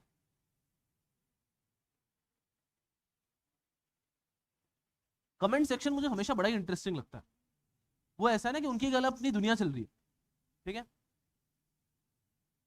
तेजस ऐसी बातें बोल के, ऐसे मैं क्या बोलूं सुबह सुबह, बोल रहा है हाय सर ब्यूटीफुल लग रहे हो माय शुभम सर, ठीक है। विच चैप्टर इज गोइंग, बहुत बढ़िया। प्रोफेशनल की क्लासेस, अरे रुको गधों, यहाँ पे ध्यान रखना है, हम लोगों ने अभी तक कुछ चैप्टर स्टार्ट नहीं किया, हम लोग बेसिक्स पे हैं, उसके बाद में हम चैप्टर 1 सिलेबस पे जाएंगे। चलो एकदम आराम से। अब हाँ, हम क्या बात करें, किसी हम चोर की बात कर रहे थे, यस इधर आओ। सबसे पहला सवाल, चोर कौन होता है? जो चोरी करता है। गलत, बिल्कुल गलत। अगर ऐसा होता तो भाई साहब भारत कहां का कहां पहुंच जाता, अगर चोर वो होता जो चोरी करता। लेकिन अनफॉर्चुनेटली चोर वो नहीं होता है जो चोरी करता है, ये आप धीरे धीरे जीवन में सीखोगे। अनफॉर्चुनेटली चोर वो होता है जो पकड़ा जाता है। जो चोरी करता है वो चोर नहीं होता है। ऐसे तो सुबह सुबह आप आए हो सारे सिग्नल तोड़ के, ठीक है ना, तो आपको पकड़ लेना चाहिए, कम से कम 2000 रुपए आपसे लेने चाहिए। लेकिन नहीं, चोर वो होता है जो पकड़ा जाता है। Unfortunately, bitter truth of life, धीरे धीरे आप लोग समझेंगे। अब यहां पर कैसा होता है, जहां मौका मिलेगा लोग चोरी करेंगे, ये बात तो तय। आपने सुना होगा ना, लॉ में अमेंडमेंट्स आते हैं। आज के बाद आपको एक आउटलुक समझाता हूं, उसको वैसे देखना। एक बहुत बड़ी दीवार है, ठीक है ना, ये दीवार है लॉ की। लोगों का काम है उसमें लूपहोल ढूंढना। तो लोगों को एक छेद मिलता है, उसको लूपहोल ऐसे करके बड़ा कर देते हैं कि हाँ ये लूपहोल मिल गया ना, इसमें से हम हमारे पैसे बचा लेते हैं, बस यही है माइंडसेट। और सरकार का क्या काम है, आपने किसी का घर कंस्ट्रक्ट होते हुए देखा होगा, सीमेंट लेते हैं, उसमें कुछ मिलाते हैं, फिर हाथ में अजीब सा औजार लेते हैं, ऐसे करते हैं और उसको ऐसे मारते हैं छप करके, देखा है। सरकार का ये काम है कि उसको जहां पे ऐसा छेद दिखता है, अरे ये लूपहोल है क्या, गवर्नमेंट लाएगी अमेंडमेंट और सीमेंट से ऐसे वहां पे मारेगी और उसको कवर कर देगी। बट हम लोग भी सुधरेंगे नहीं। हम वापस एक छोटा सा छेद देखने की कोशिश करते हैं, कहीं लॉ में हल्का सा लूपहोल मिलता है, हम पूरा हाथ डाल के वापस उसको बड़ा कर देते हैं, पूरी जनता उसको यूज करने की कोशिश करती है, वापस सरकार उसको देखती है, तो सरकार अपना सीमेंट लेकर आती है, अमेंडमेंट लाके उसको कवर करती है। ये चलता रहेगा हमेशा, ये हमेशा चलता रहेगा कि जहां पे लूपहोल मिलेगा लोग उसका इस्तेमाल करेंगे। अरे आप सोचो ना, सिंपल सी बात है, आप इंदुलाल कॉम्प्लेक्स आने के लिए एक ऑप्शन है कि आप अपने टू व्हीलर पे पूरा सिग्नल से घूम कर आए, और एक ऑप्शन है कि जो लास्ट डाइवर्जन है वहां से अपन धीरे से गाड़ी को थोड़ा सा रॉन्ग साइड में लें, और ये रॉन्ग साइड में आखिरी का जो 100 मीटर है ये ड्राइव करके सीधा इंदुलाल कॉम्प्लेक्स के नीचे ग्राउंड में चले जाए। दो ऑप्शन तो है ही है, बिल्कुल सही है। एक जना उस ऑप्शन को यूज करता है, अगले दिन दो लोग जो पूरा घूम के आ रहे थे वो देखते हैं, अरे ये भी तो है लूप होल, कोई सिग्नल है ही नहीं, कोई पुलिस वाला हो ही नहीं सकता, यहाँ पे कोई कैमरा है ही नहीं। अगले दिन दो लोग आते हैं, तीसरे दिन सब लोग, अरे यार ये तो सही है। अगले दिन 4 लोग आते हैं, 5 लोग आते हैं। अब धीरे धीरे उस लूप होल को हम बड़ा करते जा रहे हैं, सब लोग उसका इस्तेमाल कर रहे हैं। जिस दिन सिग्नल पे बैठे हुए पुलिस का ध्यान जाएगा, वो लूप होल इतना बड़ा हो गया कि सरकार ने नोटिस कर लिया, एक पुलिस वाला व्यक्ति यहां पर आ जाएगा और वो फिर उस दिन धड़ाधड़ धड़ाधड़ चालान काटेगा। Simple, as easy as that. That is how law operate. अब यहां पर क्या होता है, यहां पर इतना बड़ा इकोसिस्टम बनाया तो चोरी यहां पे भी होती है। कभी ब्रोकर चोरी करता है, और क्या है, सब लोग मिला के बताए फुद्दू किसको बनाते हैं, मतलब पागल किसको बनाते हैं, बेवकूफ किसको बनाते हैं? पब्लिक को। ऑब्वियस सी बात है, पब्लिक को ही तो बेवकूफ बनाने की कोशिश की जाएगी, बिकॉज भारत में जैसे कि बताया सबसे ज्यादा चीज क्या है, आबादी। 100 करोड़ लोग हैं, अब तो खैर 140 करोड़ लोग हैं। इतने लोग हैं कि हर एक को आप अगर 10-15 रुपए का भी चूना लगा दोगे तो आपकी तो 7 पुश्ते सेट है ना। ऐसा आइडियली सोचो मत, मैं बता रहा हूं कि लोग ऐसा सोचते हैं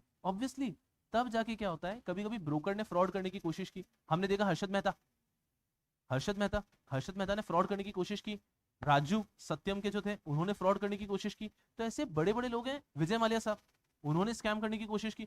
सो coming back to my point, तो लोग फ्रॉड करने की कोशिश करेंगे तो सरकार को कुछ तो करना पड़ेगा ना, ताकि लोगों के साथ फ्रॉड ना हो, ये पब्लिक बचा हुआ है।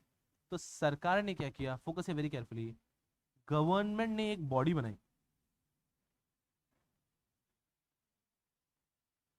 ये एक व्यक्ति है, उसके हाथ में क्या है, स्टिक, स्टिक का मतलब अथॉरिटी दी है उसको। गवर्नमेंट ने एक बॉडी बनाई और उसको बोला कि ये जो पूरा स्ट्रक्चर है ना, ये जो पूरा इकोसिस्टम है, इसमें कुछ भी गलत नहीं होना चाहिए, इसमें कुछ भी इलीगल नहीं होना चाहिए, इसकी जिम्मेदारी है आपकी, और इस अथॉरिटी को हम बोलते हैं SEBI. SEBI is an authority created by central government, securities exchange board of India.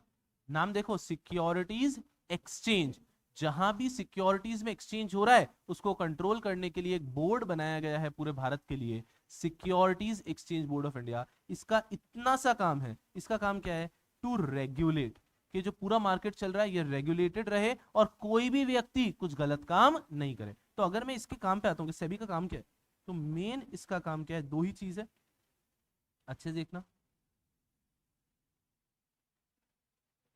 To protect the investors. Investors को प्रोटेक्ट करके रखना है, बिकॉज ये ब्रोकर भी अच्छे लोग हैं, म्यूचुअल फंड्स भी भारत में चलते हैं वो भी अच्छे हैं, एआईएफ भी अच्छे हैं, कंपनीज भी अच्छी है, स्टॉक एक्सचेंज भी अच्छे। और मैं आपको बता रहा हूं, चोर मतलब, अभी एक एग्जांपल बताता हूं 10 मिनट बाद टॉपिक के बाद, आप विचार भी नहीं कर सकते, वहां पे भी जाके लोग चोरी करते हैं स्टॉक एक्सचेंज पे। तो सेबी का मेन ऑब्जेक्टिव है टू प्रोटेक्ट इन्वेस्टर, कि इन्वेस्टर लोग प्रोटेक्टेड रहे। अदरवाइज क्या होगा, इन्वेस्टर्स का भरोसा उठ जाएगा, और अगर इन्वेस्टर का शेयर मार्केट से भरोसा उठ गया तो फिर एक hundreds and thousands of crore की इंडस्ट्री है जो बंद हो जाएगी। तो इन्वेस्टर का भरोसा बना के रखना है। आपने देखा होगा टीवी पे ऐड आते हैं, महेंद्र सिंह धोनी के, सचिन तेंदुलकर के, जो बोलते हैं म्यूचुअल फंड अच्छा है, सही है करके। वो क्यों बोलते हैं, ताकि जनता का शेयर मार्केट पे भरोसा बना रहना चाहिए। अगर जनता का शेयर मार्केट से भरोसा उठ गया तो ये करोड़, हजारों करोड़ की इंडस्ट्री है जो बंद हो जाएगी। तो वहां पे सेबी को बनाया, उसका सबसे बड़ा ऑब्जेक्टिव है टू प्रोटेक्ट द इन्वेस्टर। याद करो, आप में से कुछ लोगों ने हर्षद मेहता स्कैम देखा होगा, टीवी सीरीज देखी होगी कुछ लोगों ने, उसमें तब सेबी क्रिएटेड नहीं था। तो वहां पे ऐसा दिखाया गया था कि ये बहुत ही पुअर है, आरबीआई के पास पावर ही नहीं है, ऐसा नहीं है, वैसा नहीं है। तो तब कोई ऐसी स्ट्रिक्ट अथॉरिटी नहीं थी जिसके पास इतनी पावर हो कि वो बहुत कुछ कर सके। तो इतना स्कैम होने के बाद में भारत में 1992 के अंदर सेबी को बनाया गया कि there has to be an authority जो पूरा है पूरा काम देख के लेगी, यहां पे कुछ भी गलत होने नहीं देगी। सेबी का सबसे पहला ऑब्जेक्टिव है टू प्रोटेक्ट द इन्वेस्टर, और दूसरा है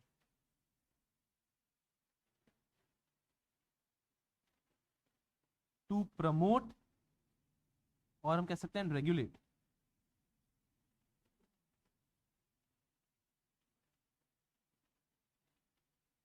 सिक्योरिटीज मार्केट। ये जो सिक्योरिटीज मार्केट है इसको प्रमोट किया जाए और रेगुलेट हो। तो ये जो पूरा स्ट्रक्चर बताया ना, ये पूरे स्ट्रक्चर के अंदर कहीं भी इन्वेस्टर के साथ गलत नहीं होना चाहिए। ये जिम्मेदारी है सेबी की टू प्रोटेक्ट द इन्वेस्टर, और साथ में रेगुलेटेड भी होना चाहिए, ऑर्गेनाइज तरीके से रहना चाहिए। आज की तारीख में आपको इनमें से कुछ भी बनना है, मतलब आपको डिपॉजिटरी बनना है तो भी आपको सेबी के पास जाके अप्रूवल लेना है कि हम डिपॉजिटरी बन जाए क्या।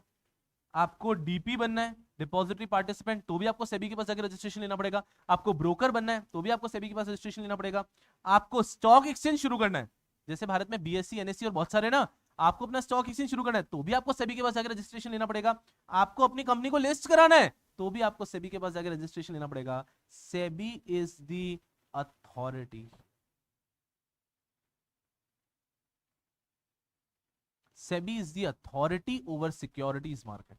तो सिक्योरिटीज मार्केट का जो एकमेव अथॉरिटी है वो है सेबी। सब कुछ सेबी के हाथ के नीचे होगा, सब कुछ सेबी के अप्रूवल के साथ होगा। तो ये एक और एंटिटी आ जाए, सही है यार, तूफान है एकदम। और मैं आपको कह रहा हूं ना, ये मैं आपको कम से कम 5 बार पढ़ाऊंगा ये पूरा, ताकि ये आपके खून में उतर जाए कि कैसे ट्रेडिंग होती है, कौन किसके पास जाएगा, ब्रोकर के पास जाएगा। आई थिंक अभी ये पूरे स्ट्रक्चर का पूरा तो नहीं, कम से कम 10-20% दिमाग में बैठ रहा है। क्या थोड़ा थोड़ा समझ में आ रहा है सर कि सबसे पहले इन्वेस्टर के पास डीमैट अकाउंट होना चाहिए, समझ रहा है सर। डीमैट अकाउंट होने के बाद में भी वो ट्रेडिंग के लिए डायरेक्टली नहीं जा सकता, उसको जाना पड़ेगा अपने ब्रोकर के पास। फिर उसका ब्रोकर उसका ऑर्डर प्लेस करता है स्टॉक एक्सचेंज पे।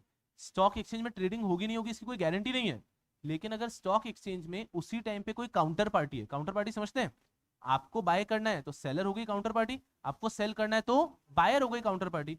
अगर कोई काउंटर पार्टी आई है किसी ब्रोकर के थ्रू तो आपका और उसका ऑर्डर हो जाता है मैच, और इससे लोग हो जाते हैं खुश।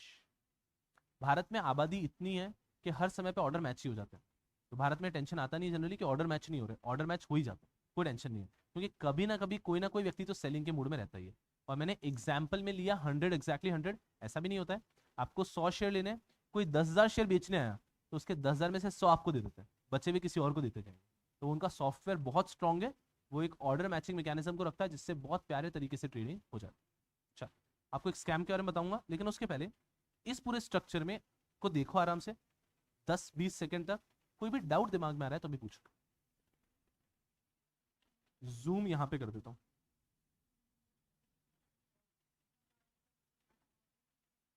डिपॉजिटरी का काम डीमैट अकाउंट ओपन करना है क्या? नहीं, और भी बहुत सारा काम आगे आएगा, बट अभी तक हमने जो पढ़ा उसमें उनका काम है डीमैट अकाउंट ओपन करना। चलो एक एक करके क्वेश्चन लेते हैं। इनका सबसे पहला सवाल है कि डिपॉजिटरी का काम सिर्फ डीमैट अकाउंट ओपन करना है क्या? अभी तक जो हमने पढ़ा उसमें सिर्फ उतना ही है उसका काम।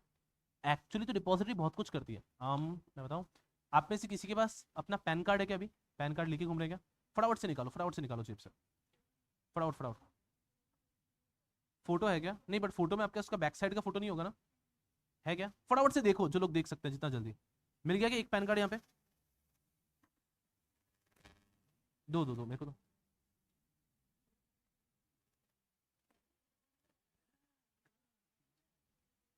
चलो, पैन कार्ड मिला आपको? जितने लोगों को मिला, जैसे ये पैन कार्ड मेरे हाथ में ना, इसके पीछे भी दिख रहा है income tax pan service unit NSDL. देखो अपने पैन कार्ड के पीछे आपको शायद से एनएसडीएल लिखा हुआ दिख जाएगा। जरूरी नहीं हर एक को दिखे। दिख रहा है क्या मैम? कहीं पे दिखा है NSDL? What is this, what is this, what is this? चलो चलो आराम से, कोई बात नहीं, घर जाके अपना अपना देख लेना। जिसका नहीं दिखे मतलब ये नहीं कि वो खराब है। इधर आओ। इसका मतलब the point I am trying to prove is depository के बहुत सारे काम है। पैन कार्ड भी इशू कर रहा है डिपॉजिटरी एनएसडीएल, लेकिन हम पढ़ रहे हैं उसका काम हमारे सिलेबस में क्या है, हमारे लिए क्या है। हमारे लिए उसका जो काम है वो ये है कि वो डीमैट अकाउंट ओपन करके देगा। बाकी एक्चुअली तो एनएसडीएल सीडीएसएल बहुत सारा काम करता है। स्क्रीन पर भी बने रहो एकदम मस्ती से। गूगलिया, हमको ले जा एनएसडीएल की वेबसाइट पे।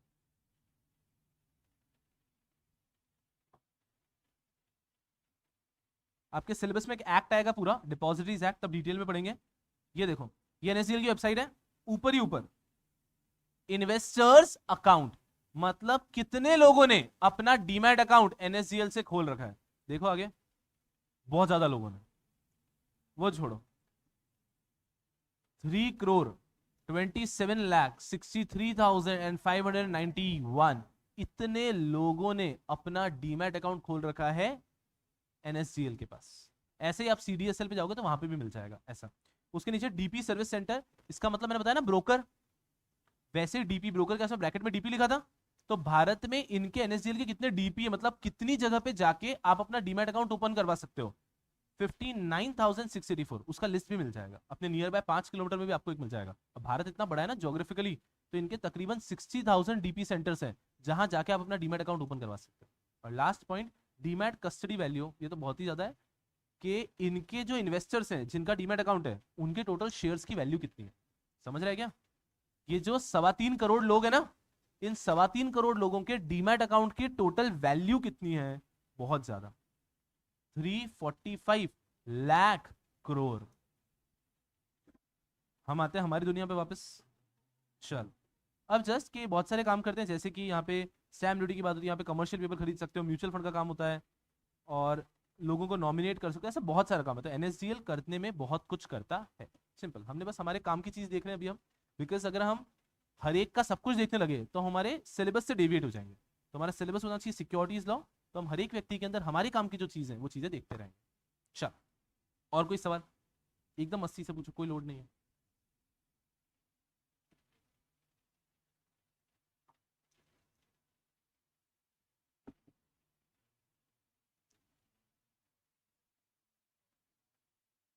जी, इनका सवाल है, उसको रिपीट करता हूं कि सर एक बार डीमैट अकाउंट ओपन कर रहे हैं तब डिपॉजिटरी इंक्लूड हो रहा है, उसके बाद हर बार ट्रेडिंग जब हम करेंगे तब डिपॉजिटरी का कोई रोल है क्या? नहीं। तो सर ब्रोकरेज, डिपॉजिटरी को कोई ब्रोकरेज मिलता नहीं, डिपॉजिटरी को कोई भी ब्रोकरेज नहीं मिलता है। आपने डीमैट अकाउंट ओपन किया तब भी आपने कोई शेयर्स में बाइंग सेलिंग तो की नहीं है ना, तो फर्स्ट टाइम पे भी ब्रोकरेज उनको नहीं ही मिल रहा है। ब्रोकरेज मिलता है जब आप शेयर्स खरीदते हैं और शेयर्स बेचते हैं, तो ब्रोकरेज हमेशा ब्रोकर स्टॉक एक्सचेंज को मिलता है। डिपॉजिटरी को यहां पे डायरेक्टली कोई ब्रोकरेज मिल नहीं रहा। बिल्कुल ठीक है, उसका ब्रोकरेज का कोई रोल ही नहीं। और ब्रोकरेज का मतलब ही क्या हुआ, जब शेयर्स में बाइंग सेलिंग होगी तब ब्रोकरेज आएगा। सर फिर डिपॉजिटरी का क्या फायदा है, तो डिपॉजिटरी का फायदा ऐसा है कि इन्होंने इकोसिस्टम ऐसा बनाया है, इनकम का सोर्स एक ही है ब्रोकरेज, और वो ब्रोकरेज ही सब में बांट दिया जाता है। तो कहीं ना कहीं एक हिस्सा डीपी डिपॉजिटरी को दिया जाता है। It is something like I tell you, आप लोग सिम खरीदने जाते हो तो सिम कैसे आपको कहीं भी फ्री में मिल जाती है, अभी गेटिंग अ फेयर आइडिया। यार सिम तो बेचने वाला फ्री, आजकल तो भाई पेड़ के नीचे बेच के लोग सिम बेच देते हैं। पहले तो फिर भी एक शॉप हुआ करती थी, आप अपनी याद करोगे ना, टीयर 2 सिटी, टीयर 3 सिटी, अब मेट्रो में इतना नहीं है, बाकी वहां पर एक दुकान होती है, वहां पे एक भैया पॉपुलर है, वही सिम बेचते हैं सब कुछ, आप वहां जाते हैं फ्री में सिम दे देते हैं। सर उनका क्या फायदा है, फायदा उनका नहीं है, फायदा होगा टेलीकॉम कंपनीज का। जब आप उनसे एवरी मंथ रिचार्ज कराओगे तो टेलीकॉम कंपनीज उन लोगों को एक शेयर दे देता है। अभी गेटिंग अ फेयर आइडिया। तो सिम लेते टाइम कुछ पैसा नहीं देना है, लेकिन हमको हर महीने तो पैसा देना पड़ेगा, तो वहीं से इस व्यक्ति को पहले ही कुछ मिल जाएगा। सिमिलरली सोच लो डिपॉजिटरी, डिपॉजिटरी से डीमैट अकाउंट ओपन करना है, डीमैट अकाउंट ओपनिंग भारत में ऑलमोस्ट फ्री है, ऑलमोस्ट फ्री है डीमैट अकाउंट ओपनिंग, क्योंकि इनकम उनकी कब बनेगी, जब बाद में आप ट्रेड करो। अभी getting a fair idea, and it's a huge business, आप विचार भी नहीं कर सकते। आपको थोड़ी देर में मैं एक ईमेल दिखाऊंगा, उस ईमेल में एंजल ब्रोकिंग अप्रोच्ड मी, उन्होंने मुझे अप्रोच किया था। सो आई टेक म्यूचुअल फंड के सेशंस अलग अलग जगह जाके, तो उन्होंने मुझे अप्रोच किया था कि अगर मैं अपने जो भी लोग मुझसे म्यूचुअल फंड में ट्रेडिंग सीखते हैं उन लोगों को एंजल ब्रोकिंग में डीमैट अकाउंट ओपन करवाऊंगा। So for every demat account opening they will pay me a some of 500-600 rupees, और इसके बाद में जब भी वो व्यक्ति शेयर्स खरीदेगा बेचेगा, उसके ब्रोकरेज का एक छोटा सा हिस्सा मुझे हमेशा मिलता रहेगा। आप देखते हैं ऑनलाइन बहुत सारे इन्फ्लुएंसर वगैरह होते हैं कि डीमैट अकाउंट ओपन करा लो, डीमैट अकाउंट ओपन करा लो, they have their share in every demat account you open. तो आप आज अगर डीमैट अकाउंट ओपन कराएंगे तो उसके अंदर हर एक उस व्यक्ति का शेयर है, सेट प्रैक्टिस है ये। लेकिन आपसे तो कुछ पैसे नहीं ले रहे हैं उस टाइम पे, क्योंकि आप लोगों से या इन्वेस्टर से पैसे कब लिए जाएंगे, ब्रोकरेज के माध्यम से। और उनका आउटलुक भी बिल्कुल सही है कि अभी एक बार अगर डीमैट अकाउंट ओपन हो गया तो ये तो एक बार का एफर्ट है, बट ब्रोकरेज तो वो लाइफ लॉन्ग देगा ना हमको। Every time when a person is buying, when a person is selling, वो ब्रोकरेज देने वाला। So coming back to the point, demat account opening में कुछ पैसे लगते हैं, डिपॉजिटरी को कुछ पैसे नहीं देने प्रैक्टिकली, बट जब बाद में आप शेयर्स की बाइंग सेलिंग करेंगे तब हर बार ब्रोकरेज आपका कटता जाए।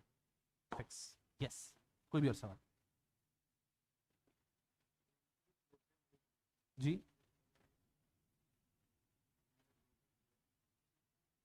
हाँ, इनका सवाल है कि जो ब्रोकर्स होते हैं उनका सबका ब्रोकरेज सेम होता है या अलग होता है, अलग अलग होता है, और साथ ही साथ सेम कंपनी का अलग अलग लोगों के लिए भी अलग अलग ब्रोकरेज होता है। तो ब्रोकरेज एक ऐसी चीज है जो नेगोशिएटेड होती है, तो हर एक कंपनी का भी ब्रोकरेज अलग है, और एक कंपनी का अपने सारे क्लाइंट्स के लिए भी ब्रोकरेज अलग अलग है। कि आप लड़ो झगड़ो ब्रोकरेज कम हो जाता है। नॉर्मल मैक्सिमम स्टैंडर्ड ब्रोकरेज कि अगर आज आप नए नए हो, आप डीमैट अकाउंट ओपन कर रहे हो, तो मैक्सिमम ब्रोकरेज लगता है 50 पैसे का। 50 पैसे को आप कह सकते हो 0.5%। अगर आपने 100 रुपए का शेयर लिया तो उस पर 50 पैसे आपको देने पड़ेंगे, ये मैक्सिमम ब्रोकरेज है। तो अगर आज आपको तो कोई क्यों नेगोशिएट करके कम कराएगा, समझ रहे हो आप। तो अगर आप आज कहीं पे भी बड़ी जगह पे डीमैट अकाउंट ओपन करते हो, like Motilal Oswal, like HDFC securities, तो जो मैक्सिमम ब्रोकरेज वो चार्ज करेंगे वो होगा 50 पैसे का 0.5%, उससे ज्यादा नहीं होगा। तो इफेक्टिवली बाइंग सेलिंग पे वो 1% हो जाता है। आज मैंने 100 रुपए का शेयर खरीदा एचडीएफसी का, मुझे 50 पैसे का ब्रोकरेज देना पड़ा। कल मैं उस 100 रुपए का शेयर को जब बेचूंगा तब भी 50 पैसे का ब्रोकरेज, तो 1 रुपए का ब्रोकरेज हो गया ना, तो वो इफेक्टिवली 1% हो जाता है। ऐसा हम बहुत ज्यादा आगे चले गए एकदम से, वापस आते हैं धीरे धीरे धीरे पीछे। कोई भी और सवाल आता है मस्ती से पूछो।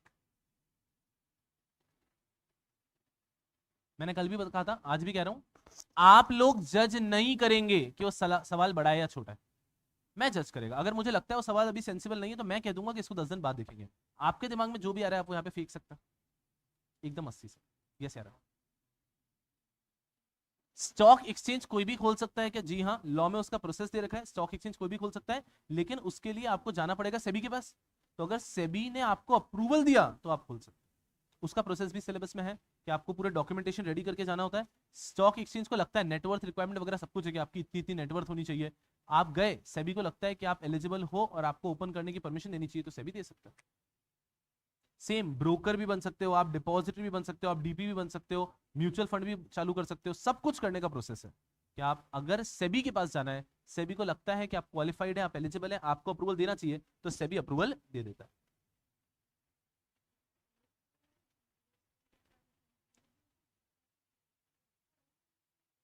नहीं, एनएसडीएल सीडीएसएल में कोई डिफरेंस नहीं है। आज जब आप डीमैट अकाउंट ओपन करने के लिए जाएंगे तो आपको इतना डिफरेंस भी नहीं मिलेगा कि आप एनएसडीएल से कर रहे हैं सीडीएसएल से कर रहे हैं। यहां तक कि 90% पब्लिक को पता भी नहीं होता है कि उनका डीमैट अकाउंट एनएसडीएल के थ्रू है या सीडीएसएल के through. It really does not make any difference. उसका कारण ये है बिकॉज एनएसडीएल के जो सेंटर्स है वो ज्यादा है कंपैरेटिवली, सीडीएसएल के कंपैरेटिवली सेंटर्स थोड़े से कम है इसलिए।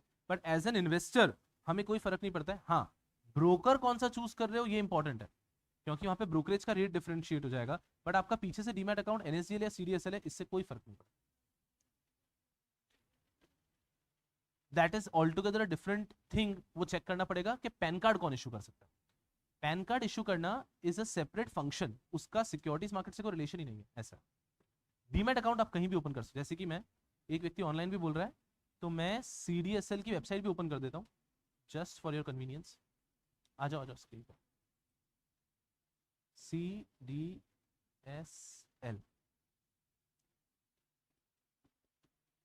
यस।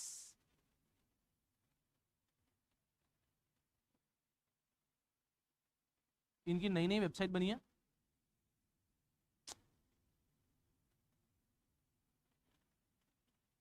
ओफो, आपको मैं जूम नहीं कर रहा हूं, उसका इन्वेस्टर अकाउंट दिख रहे हैं यहाँ पे भी।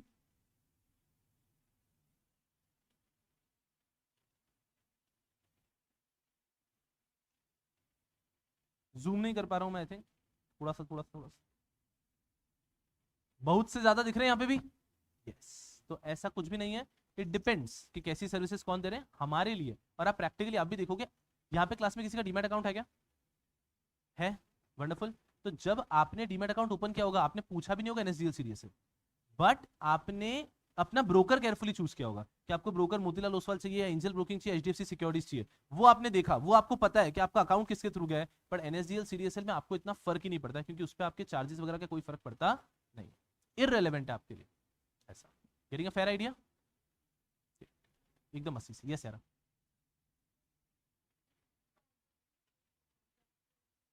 ठीक है, इनका सवाल है इस पूरे के पूरे कंसेप्ट में जॉबर्स कौन होते हैं? तो ये सब आपने आई थिंक वही उस सीरीज में देखा होगा जॉबर्स वगैरह। अब जॉबर्स का रोल है ही नहीं, नेग्लिजिबल हो गया है। एक जमाना था, माय गुडनेस, ये भी सो डैम इंटरेस्टिंग। एक जमाना था जब रिंग ट्रेडिंग हुआ करती थी मुंबई के अंदर, दलाल स्ट्रीट में रिंग ट्रेडिंग होती थी। एक्चुअली लाइक सब्जी मंडी, एक्चुअली सब्जी मंडी जैसा होता था कि वहां पर ऐसा एक रिंग, क्यों बोलते हैं उसको, सेंटर होता था, सर्कल बहुत भारी। अब ये सब हिस्ट्री हो गया। ऐसा एक, ये मान लो पूरा फ्लोर है, मैं एरियल व्यू दे रहा हूं ऊपर से, समझ रहे हो ना? मान लो ये है, तो बीच में एक पिलर होगा, इस पिलर के ऊपर चारों तरफ शेयर्स के प्राइसेस दिखेंगे एंड पीपल आर स्टैंडिंग चारों तरफ, इसलिए इसको रिंग ट्रेडिंग बोलते थे। लोग चारों तरफ खड़े रहेंगे और ट्रेडिंग कैसी होगी, जैसे कि मान लो मुझे रिलायंस के शेयर बेचने हैं, तो मैं एक्चुअली एक पेपर हाथ में लूंगा और ऐसा बोलूंगा रिलायंस के 50 शेयर, रिलायंस के 50 शेयर, रिलायंस के 50 शेयर, एक्चुअली सब्जी मंडी जैसा। और वहीं पे कोई और व्यक्ति है जिसको रिलायंस के शेयर लेने, तो वो बोलेगा कि अरे हाँ हाँ रिलायंस के 50 शेयर आओ, आई वॉन्ट टू ट्रेड। बात समझ में आ रही है? अब इसमें प्रॉब्लम क्या होने लग गई, भारत में क्या चीज ज्यादा है? आबादी। अगर पूरी आबादी उस रिंग में आ गई तो इम्पॉसिबल हो जाएगा ना ट्रेडिंग करना। तो उन्होंने क्या किया, ये सुनो सुनो, इन्वेस्टर डायरेक्टली अंदर नहीं आएगा, इन्वेस्टर के बिहाफ पे वहां पे जॉबर रहेगा जो कि आपके ऑर्डर्स को लेगा। तो अंदर जो लोग रह सकते हैं वो इन्वेस्टर खुद नहीं आएगा, इन्वेस्टर बता देगा कि सुना मुझे 200 शेयर्स लेने, तो आपके बिहाफ पे वहां पे एक जॉबर रहेगा जो वही काम करता है, वो बोलेगा 200 शेयर्स रिलायंस के लेने, 200 शेयर्स रिलायंस के लेने। और कोई और जॉबर रहेगा जो शेयर्स बेच रहा है, हाँ मुझे 1000 शेयर बेचने, ले 200 तेरे। और इस तरह से डील की जाती थी। ये तब होता था जब ओवरऑल ट्रेडिंग बहुत कम होती थी, तब आज के मुकाबले 1% ट्रेडिंग होती थी, तो आप उसको मैनुअली कर सकते थे, मैनुअली कर सकते थे, जो कि आपने शायद हर्षद मेहता स्कैम में देखा भी है, जिस प्रकार की ट्रेडिंग होती थी। ये एक्चुअल हिस्ट्री है, ये एक्चुअली होती थी। पर अब क्या हो गया है, अब ट्रेडिंग इतनी बड़े पैमाने पे होती है, इतनी ज्यादा ट्रेडिंग होती है कि अब ये मैनुअली पॉसिबल ही नहीं है, तो ये सब सॉफ्टवेयर के माध्यम से करते हैं। मैं जब आपको क्लास में लाइव ट्रेडिंग बताऊंगा आप देखोगे, मैं क्लास में उसमें पोस्ट करूंगा that I want to sell 100 shares. जैसे ही मैंने डाला कि मैं 100 शेयर्स बेचना चाहता हूं, ऐसा समझो कि एक बहुत बड़े सिस्टम में मेरा ऑर्डर जा चुका है, पूरे भारत में इन्वेस्टर्स हैं, किसी ने भी डाला है कि उसको शेयर्स बाय करने हैं, सेम शेयर मैंने डाला यस बैंक के शेयर बेचने हैं, उसको यस बैंक के बाय करना है, इमीडिएटली हमारा ऑर्डर मैच हो जाएगा और ट्रांजैक्शन एग्जीक्यूट हो जाएगा। वो सॉफ्टवेयर इतना जबरदस्त तरीके से काम करता है जिसमें कंटिन्यूअसली लाखों लोगों के ऑर्डर्स आ रहे हैं और लाखों लोगों के ऑर्डर्स एग्जीक्यूट हो रहे हैं। कंपलसरी नहीं है मेरा ऑर्डर एग्जीक्यूट हो। क्यों? आज मैं चाहता हूं, मेरे पास है मारुति वैगनआर और मैं OLX पे जाके बोलता हूं मुझे बेचना है 25 लाख रुपए में, बिकेगा क्या? नहीं बिकेगा। Exactly exactly. कुछ लोग शेयर मार्केट में आते हैं और मार्केट प्राइस से ज्यादा में शेयर बेचने की कोशिश करते हैं, तो उनका ऑर्डर एग्जीक्यूट नहीं भी होता। ये सब मैं आपको दिखाऊंगा कि आज मैं अगर बोलता हूं रिलायंस का शेयर बेचना है, मार्केट प्राइस इज 2500 और I want to sell it 3000, तो मेरा ऑर्डर जाएगा बट वो मैच ही नहीं होगा ना, तो वो ऑर्डर अनएग्जीक्यूटेड ऑर्डर्स में वापस आ जाएगा। ये सब सीखेंगे हम लोग धीरे धीरे। बट अब अगर मैं आपको आंसर करूं आपके क्वेश्चन को कि जॉबर्स का रोल क्या होता है, तो अब जॉबर्स का रोल नेग्लिजिबल हो चुका है because all of these things are done by a software. Of course stock exchange के अंदर कुछ लोग कुछ काम तो करते होंगे वो, बट जो उनका मेन काम था वो पूरा पूरा खत्म हो चुका है। यस यारा, यस प्लीज।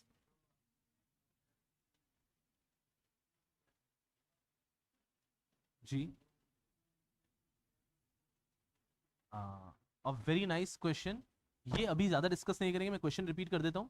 इनका क्वेश्चन ये है कि सर कुछ स्टॉक एक्सचेंज बंद हो गए, जैसे पुणे स्टॉक एक्सचेंज था वो बंद हो गया, वहां पे भी कुछ कंपनीज तो लिस्टेड होगी ना। तो मान लेते हैं अगर एक कंपनी है, मैं कंपनी हूं एक्स लिमिटेड, मैं स्टॉक एक्सचेंज पे लिस्टेड था, पुणे स्टॉक एक्सचेंज में वहां पे लिस्टेड था, तो पब्लिक ने मेरी कंपनी के शेयर्स ले रखे थे ये सोच के कि लिस्टेड कंपनी है कभी भी शेयर को बेच देंगे। गवर्नमेंट ने पुणे स्टॉक एक्सचेंज को बंद कर दिया। अब उन सब कंपनीज का क्या होगा जो कंपनीज वहां पे लिस्टेड थे? क्वेश्चन समझ में आया?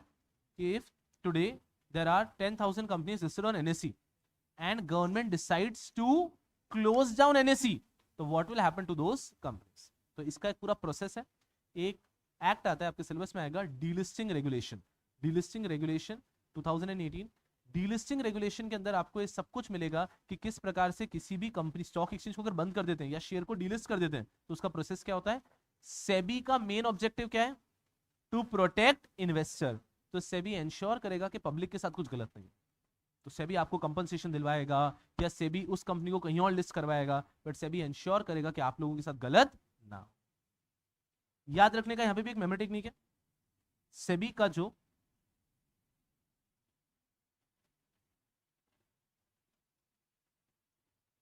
सेबी का जो ऑब्जेक्टिव है वो है PPR, protect the investor, promote and regulate the share market securities market. तो PPR, वो भी आर आपको जैसे भी याद रखना कर लो, PPR, ठीक है। ये आएगा सेबी एक्ट वगैरह, सिलेबस में ये सब है, बट सिलेबस में ये सब अपने समय पे आएगा। हमें अगर ओवरव्यू पता है तो हम सिलेबस में बेहतर तरीके से शुरू कर पाएंगे। क्या प्रॉब्लम पता है क्या है? बहुत ही मैं पहले बड़ा परेशान रहा करता था, ये आपने टीवी में ऐड देखे होंगे ना, सोना स्लिम बेल्ट के, मैं पहले बड़ा परेशान रहा करता था। वैसे ही आप समझो, क्योंकि मैं चैप्टर 1 पढ़ाना शुरू करूं, वहां पे सीधा वर्ड आता है सेबी, डिपॉजिटरी, बच्चे को पता ही नहीं है ये सब। मैं चैप्टर 4 से शुरू करूं, मान लो सेबी से शुरू करूं, तो वहां पे सीधा वर्ड आता है डिपॉजिटरी, स्टॉक एक्सचेंज, बच्चे को पता ही नहीं है सब। अब जब बच्चे को पता ही नहीं तो वो कोई भी चैप्टर को शुरू ही नहीं कर सकता ना, क्योंकि हर चैप्टर में सारे चैप्टर के वर्ड्स तो आएंगे। तो सबसे पहले आपको इन सबसे रूबरू होना पड़ेगा, ताकि हम कोई भी चैप्टर शुरू करेंगे और मैं एकदम से बोलूंगा स्टॉक एक्सचेंज पता है सर, ब्रोकर पता है सर, डिपॉजिटरी आइडिया है सर, तो उससे कोई भी चैप्टर को समझना कंपैरेटिवली आसान हो जाए। एकदम इजी, कोई जल्दबाजी नहीं। कोई भी और सवाल अभी भी दिमाग में आ रहा है तो मस्ती से पूछो यार।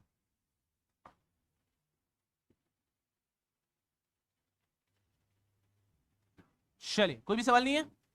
कोई लोड नहीं है। GDPD, आप लोगों के दिमाग में एक डाउट आता है, दो चीजें। पहला तो सर हमसे आप कब बात करेंगे? तो जब जब कोई भी इंस्ट्रक्शन मुझे देना होगा ना, जो GDPD को ऐसे मुझे घूर घूर के मत देखो, ठीक है ना। बीच में कभी कभी मैं कैमरे से बात करूंगा, मैं करूंगा, ठीक है ना। उसके दो कारण है। आप लोग वर्चुअली पढ़े हो पहले कभी? कुछ लोग पढ़े ना वर्चुअली। जो वर्चुअली पढ़ता है वो सबसे परेशान रहता है, पता है? क्योंकि यहाँ जो पढ़ रहे हो ना, आपको कोई टेंशन नहीं है। लाइट चली गई तो आपको समझ में आया ना, लाइट चली गई, माइक बंद हुआ, आपको समझ में आया माइक बंद हुआ। वो घर पे बैठा था एकदम से बंद, क्यों क्यों? उसको लगता है कि वो आदमी यहाँ पे पढ़ाया जा रहा है और बस मुझे दिखाई नहीं दे रहा है, तो उनको भाई वो एक अलग ही टेंशन में आता है आदमी। तो GDPD को एकदम प्रेम से संभाल के रखना पड़ता है ताकि वो बिल्कुल भी परेशान ना हो, ठीक है ना। क्योंकि वर्चुअल वाले बच्चे का है कि यार वो अकेले घर पे बैठे, तो उनके लिए वैसे ही अलग स्ट्रगल चल रहा है। तो जीडीपीटी एकदम मजे से रहो, जहां जहां जरूरत रहेगी मैं इंस्ट्रक्शन देता रहूंगा। अभी के लिए एक इंस्ट्रक्शन आप लोगों के लिए कि जब आप लेक्चर्स देखेंगे सीक्वेंस चेंज नहीं करना है। आप ये नहीं करेंगे कि मैं सीधा लेक्चर 20 देखूं, वो चैप्टर कंप्लीट करके आता हूं। सीक्वेंस आपको मेरा ही फॉलो करना है, लेक्चर 1 2 3 4 5 का। आप क्या देख रहे हो, आपके पास ऑप्शन भी नहीं है। आप क्या करोगे, मैं थोड़ा नवंबर में ट्रेवल करके वापस आता हूँ, आपको तो सीक्वेंस में ही देखना है।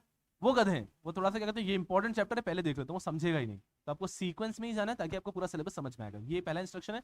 दूसरा, सर डाउट आ गया तो मेरा विश्वास मानो, आई विल एंश्योर कि जो भी मिथ डाउट ये सब क्या है, ये मुझे पता है आपके दिमाग में क्या क्या डाउट आ सकते हैं, तो हर पॉसिबल डाउट को मैं यहाँ पे लूंगा। फिर भी वेबसाइट पे एक फोरम बना रखा है मैंने, तो अगर आप जाएंगे www.shubhamsuklechha.com, उस पर आपको डाउट्स फोरम मिलेगा। वहां पे अगर आपको कोई डाउट आ जाता है तो आप पोस्ट कर सकते हैं, मैं वहां पे रिप्लाई करता हूँ। आपको आज तक के बच्चों के हजारों पूछे हुए डाउट और उसका आंसर भी दिखता है, तो वो एक अच्छा फोरम है। बट सुनो सुनो सुनो, ये नहीं कि अभी आया अभी फेंक दिया। लेट द टॉपिक कंप्लीट, मुझे बेसिक्स एक दो चैप्टर कराने दो, तब आपको समझ में आएगा ना। अभी अगर आप आगे के डाउट पूछोगे तो सेंसिबल नहीं है। तो जनरली कोशिश करो कि जब चैप्टर्स खत्म होते हैं फिर आप आपके डाउट को पोस्ट करो, क्योंकि most of your queries will be automatically covered in the lectures. चलो, अब आप लोग मुझे भूत की तरह देख रहे थे, ऐसे मत देखो, ये कुछ भी नहीं है। कोविड में 1.5 साल मैंने सिर्फ इससे बात की, तब तो आप लोग भी नहीं थे, तो I am very used to, मुझे कहीं परेशानी नहीं होती है। अब यारो आज का लेक्चर एंड करेंगे विद 2 होमवर्क्स, ठीक है। सबसे पहला, ये अच्छा लगेगा आपको होमवर्क, थोड़े दिन बाद आपको गंदा लगने वाला होमवर्क दूंगा। You have to download, money नहीं, ऑब्वियसली नहीं, मनी कंट्रोल। मेरे इंस्ट्रक्शंस आधे फॉलो करेंगे तो प्रॉब्लम होगी, कल देखा था आपने फॉल इन लव वाला, ठीक है ना। डाउनलोड मनी कंट्रोल पहला। दूसरी चीज क्या करनी है आपको, पिक 3, पिक नहीं, rather I should use the word follow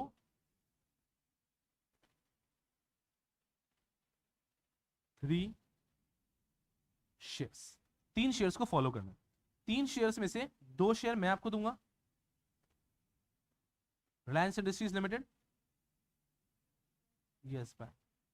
तीसरा शेयर जो आपके मन में आए आप उसको एक पिक करोगे। अब सुनो करना क्या है, मनी कंट्रोल जब आप डाउनलोड कर लोगे तो आपके पास ऐसा एक, ये ना मनी कंट्रोल, ऐसा एक सॉफ्टवेयर रहेगा। ये एंड्रॉइड में भी चलता है, आईओएस में भी चलता है, तो आपको कुछ प्रॉब्लम आने वाली नहीं है।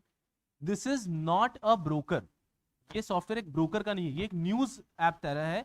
यहाँ पे आपको सिर्फ इन्फॉर्मेशन मिलती है। यहाँ पे रिलायंस का शेयर दिख रहा है ना 2500 का, मैं इसको बाय नहीं कर सकता ऐसे, तो it is just very safe app, कोई प्रॉब्लम नहीं। आप सब लोग मस्ती से डाउनलोड करेंगे, इसके अंदर वो आपको कभी कभी नोटिफिकेशन देगा कि हमारा प्राइम खरीद लो खरीद लो, कुछ खरीदना नहीं है आपको, जो बेसिक ऐप है बस ये डाउनलोड करके रखना है। पहला होमवर्क हो गया, क्योंकि इसमें मैं कुछ ना कुछ आपको रिसर्च करने के लिए देता रहूंगा। दूसरी चीज, 3 शेयर पकड़ने, उनमें से 2 मैंने बता दिया, रिलायंस और यस बैंक।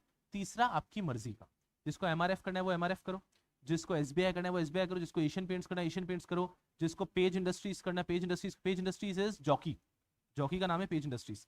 देन अपना डीमार्ट है, एवेन्यू सुपरमार्ट। तो आपको हंड्रेड्स ऑफ कंपनी मिल जाएगी, कोई भी एक कंपनी अपने मन की सिलेक्ट करो। अब इसको फॉलो करने का मतलब क्या है, डेली जब आपका सिक्योर लॉ का लेक्चर शुरू होगा उसके पहले आपका जब ब्रेक होता है, ठीक है, उस ब्रेक में या दिन भर में कभी भी, आइडियली उस ब्रेक में एक बार इस ऐप को ओपन करना होगा और ये तीनों शेयर के प्राइस देखने। अगर आप इसको 3 महीने तक कर लेते हैं तो आपको एक आइडिया लगेगा कि शेयर प्राइस का मूवमेंट कब होता है, कैसे होता है, क्यों होता है। तो अगर आज आप देखते हो 2509 है, कल आप देखते हो 2515 है, तो रीजनेबल है। एकदम से आप देखते हो कि रोज 5-10 रुपए बढ़ता है और आज एकदम से ये शेयर 50 रुपीज बढ़ गया है, मतलब कोई ना कोई उसके पीछे कारण होना चाहिए। वो समझने में बहुत समय लगेगा, लेकिन अगर आप अभी से फॉलो करना चालू करेंगे तो आपको एक आइडिया लगेगा कि शेयर के प्राइस का मूवमेंट क्यों होता है। वेरी डुएबल होमवर्क, कोई परेशानी नहीं है। इस होमवर्क की सुंदर बात यह है, एक आध दिन स्किप भी कर दिया तो कोई बहुत बड़ी प्रॉब्लम नहीं हो जाएगी, क्यों होता है, and that's a very bigger thing. लोग सेपरेटली कोर्सेज करते हैं, आपने देखा भी होगा शेयर मार्केट के कोर्स। तो ऐसा नहीं होगा कि मैं इस बैच में आपको पूरा कोर्स ही पढ़ा दूंगा, इट्स इम्पॉसिबल। बट जितना जितना हमारे सिलेबस के लिए जरूरी है, जितना प्रोफेशनल में पढ़ने के लिए जरूरी है, वो सारी चीजें हम क्लास में कवर करते हुए चलेंगे, ताकि आपको एक बहुत अच्छा, मतलब वो जो शेयर मार्केट के कोर्सेज का 30-40% तो यहाँ पे हो ही जाएगा। डेरिवेटिव, शेयर्स की बाइंग सेलिंग कैसे होती है, फ्यूचर्स ऑप्शंस कैसे करते हैं, ये सब क्लास में होगा। तो आपको एक बहुत अच्छा ओवरव्यू मिल जाएगा कि शेयर मार्केट भी कैसे फंक्शन करता है। इजी बीजी, चलो that's all for this session. Thank you so much for your patience. I am going to see you guys tomorrow, bye. Thank you so much यार, thank you so much. एक गुंडो, और आज ये move क्यों नहीं हो रहा पता है ना, क्योंकि आज सैटरडे, सैटरडे पे जिन लोगों की किस्मत खराब है वो काम करते हैं, स्टॉक एक्सचेंज वाले काम नहीं करते हैं, ठीक है। तो यहाँ पे आपको एजॉन क्या दिख रहा है, 4 ऑफ अगस्त, मतलब कल शाम का रेट है ये। सैटरडे संडे मार्केट बिल्कुल क्लोज रहता है। अभी मार्केट सीधा खुलेगा मंडे 9 बजे 9:15 बजे। ठीक है, चलो बाय।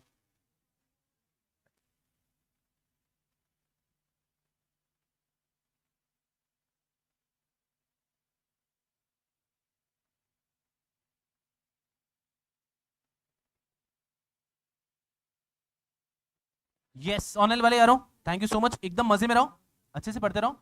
एक दो दिन में मैं प्रोबेबली इस वीकेंड पे, आज और कल में से एक टाइम में मैं लाइव आ जाऊंगा इंस्टाग्राम पे, सो दैट आपके कुछ भी इधर उधर के सवाल है ना प्रोफेशनल को लेके या कुछ भी, तो वो सब मैं बात कर लूंगा। Okay, thank you so much, thank you so much Thakur, thank you so much, thank you यार, बाय।